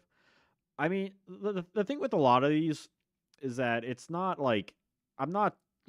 I wouldn't say I'm like redesigning the card per se. Like some get more than others. It's more of like fixing the cards. Like let's take what is the card trying to do, and what is hindering it from doing what it's trying to do, instead of like changing cards like a bunch of like their stats and giving cards new effects and like very few stuff got like wholly new effects. Um, like Tainted Wisdom comes to my mind. I essentially just made this card a deck shuffling chain energy. That one sticks out to me. Um, Remove Trap. I made it how I thought it used to work when I was a kid, which was just like essentially Dispel but for trap cards. Um, I like how we managed to figure out tunes. We basically just gave Toon World um, the ability to we gave them the text to let tunes attack directly, but summoning sickness only applies for direct attacks. Whereas we took and also you pay less to activate Toon World. Whereas the tunes do not need to pay to attack anymore. Manga Rearrange, we also made it a one tribute to special summon, just to make it like somewhat more playable. Wall Shadow, we gave it like a total defense Shogun effect, which I think goes a long way with it. That might be one of my more favorite ones. Invitation to a Dark Sleep is a little bit more creative, where instead of preventing a monster from attacking, it prevents any monsters in a specific zone from attacking, which goes in line with like Ground Collapse also being released in Pharaoh Servant. Monster Recovery, it's a bit better, where you essentially shuffle at least like 3 cards, um, or 2 cards plus one to get like 4 cards. A little bit better. Vampire Baby gave it a bit better stats. Maybe it's more playable. Type 0 Magic Crusher might be broken. Discard spell to inflict 1,000 damage instead of 500, but like you gotta get rid of spell cards, and that's already scary.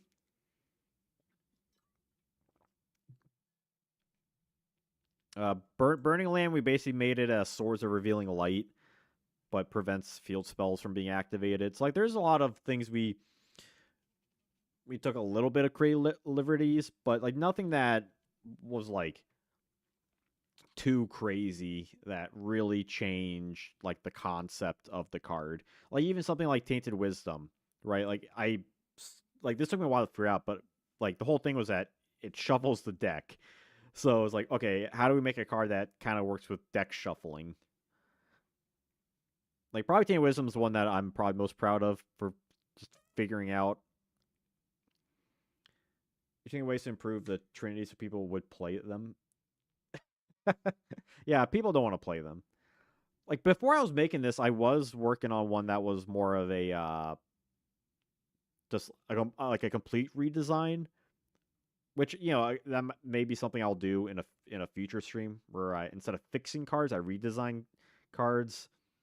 If that makes any sense, where I would take like vanillas and other cards and just give them just random effects or things that I think would be like useful. But this is like what I'm doing with this is definitely more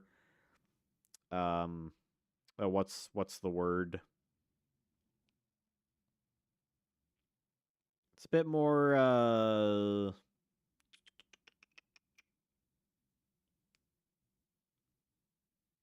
I don't useful isn't the right word, but it is in a sense to kind of see like, all right, how do these cards, like if everything was designed relatively good stuff in mind, and like we could redesign like way more cards too, fix certain cards, but some cards are just made the way they are, right?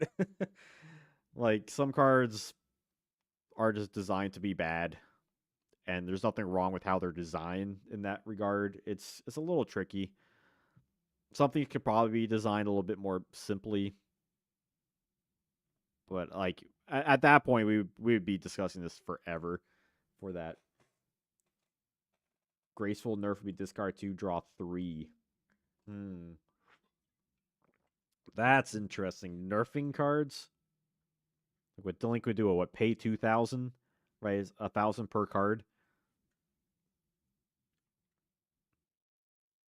Pot of Greed, you can only activate one Pot of Greed per duel, so you can't like faith it. That's what would come to my head anyway if I had to like nerf those cards off the top of my head.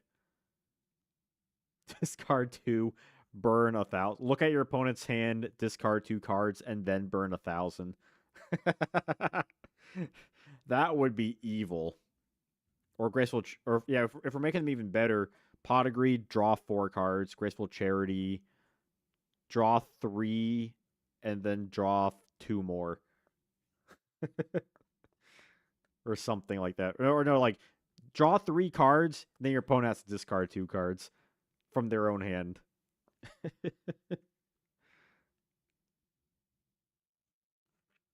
That would be busted.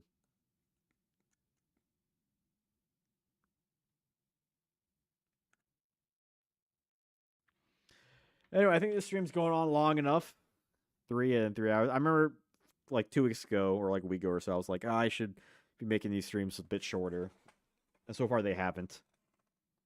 But that's what that's kind of what the thing's for. Also, down below real quick, I do have a TCG player affiliate link, and tomorrow, I'll put a community post on this. 9 a.m. Eastern time.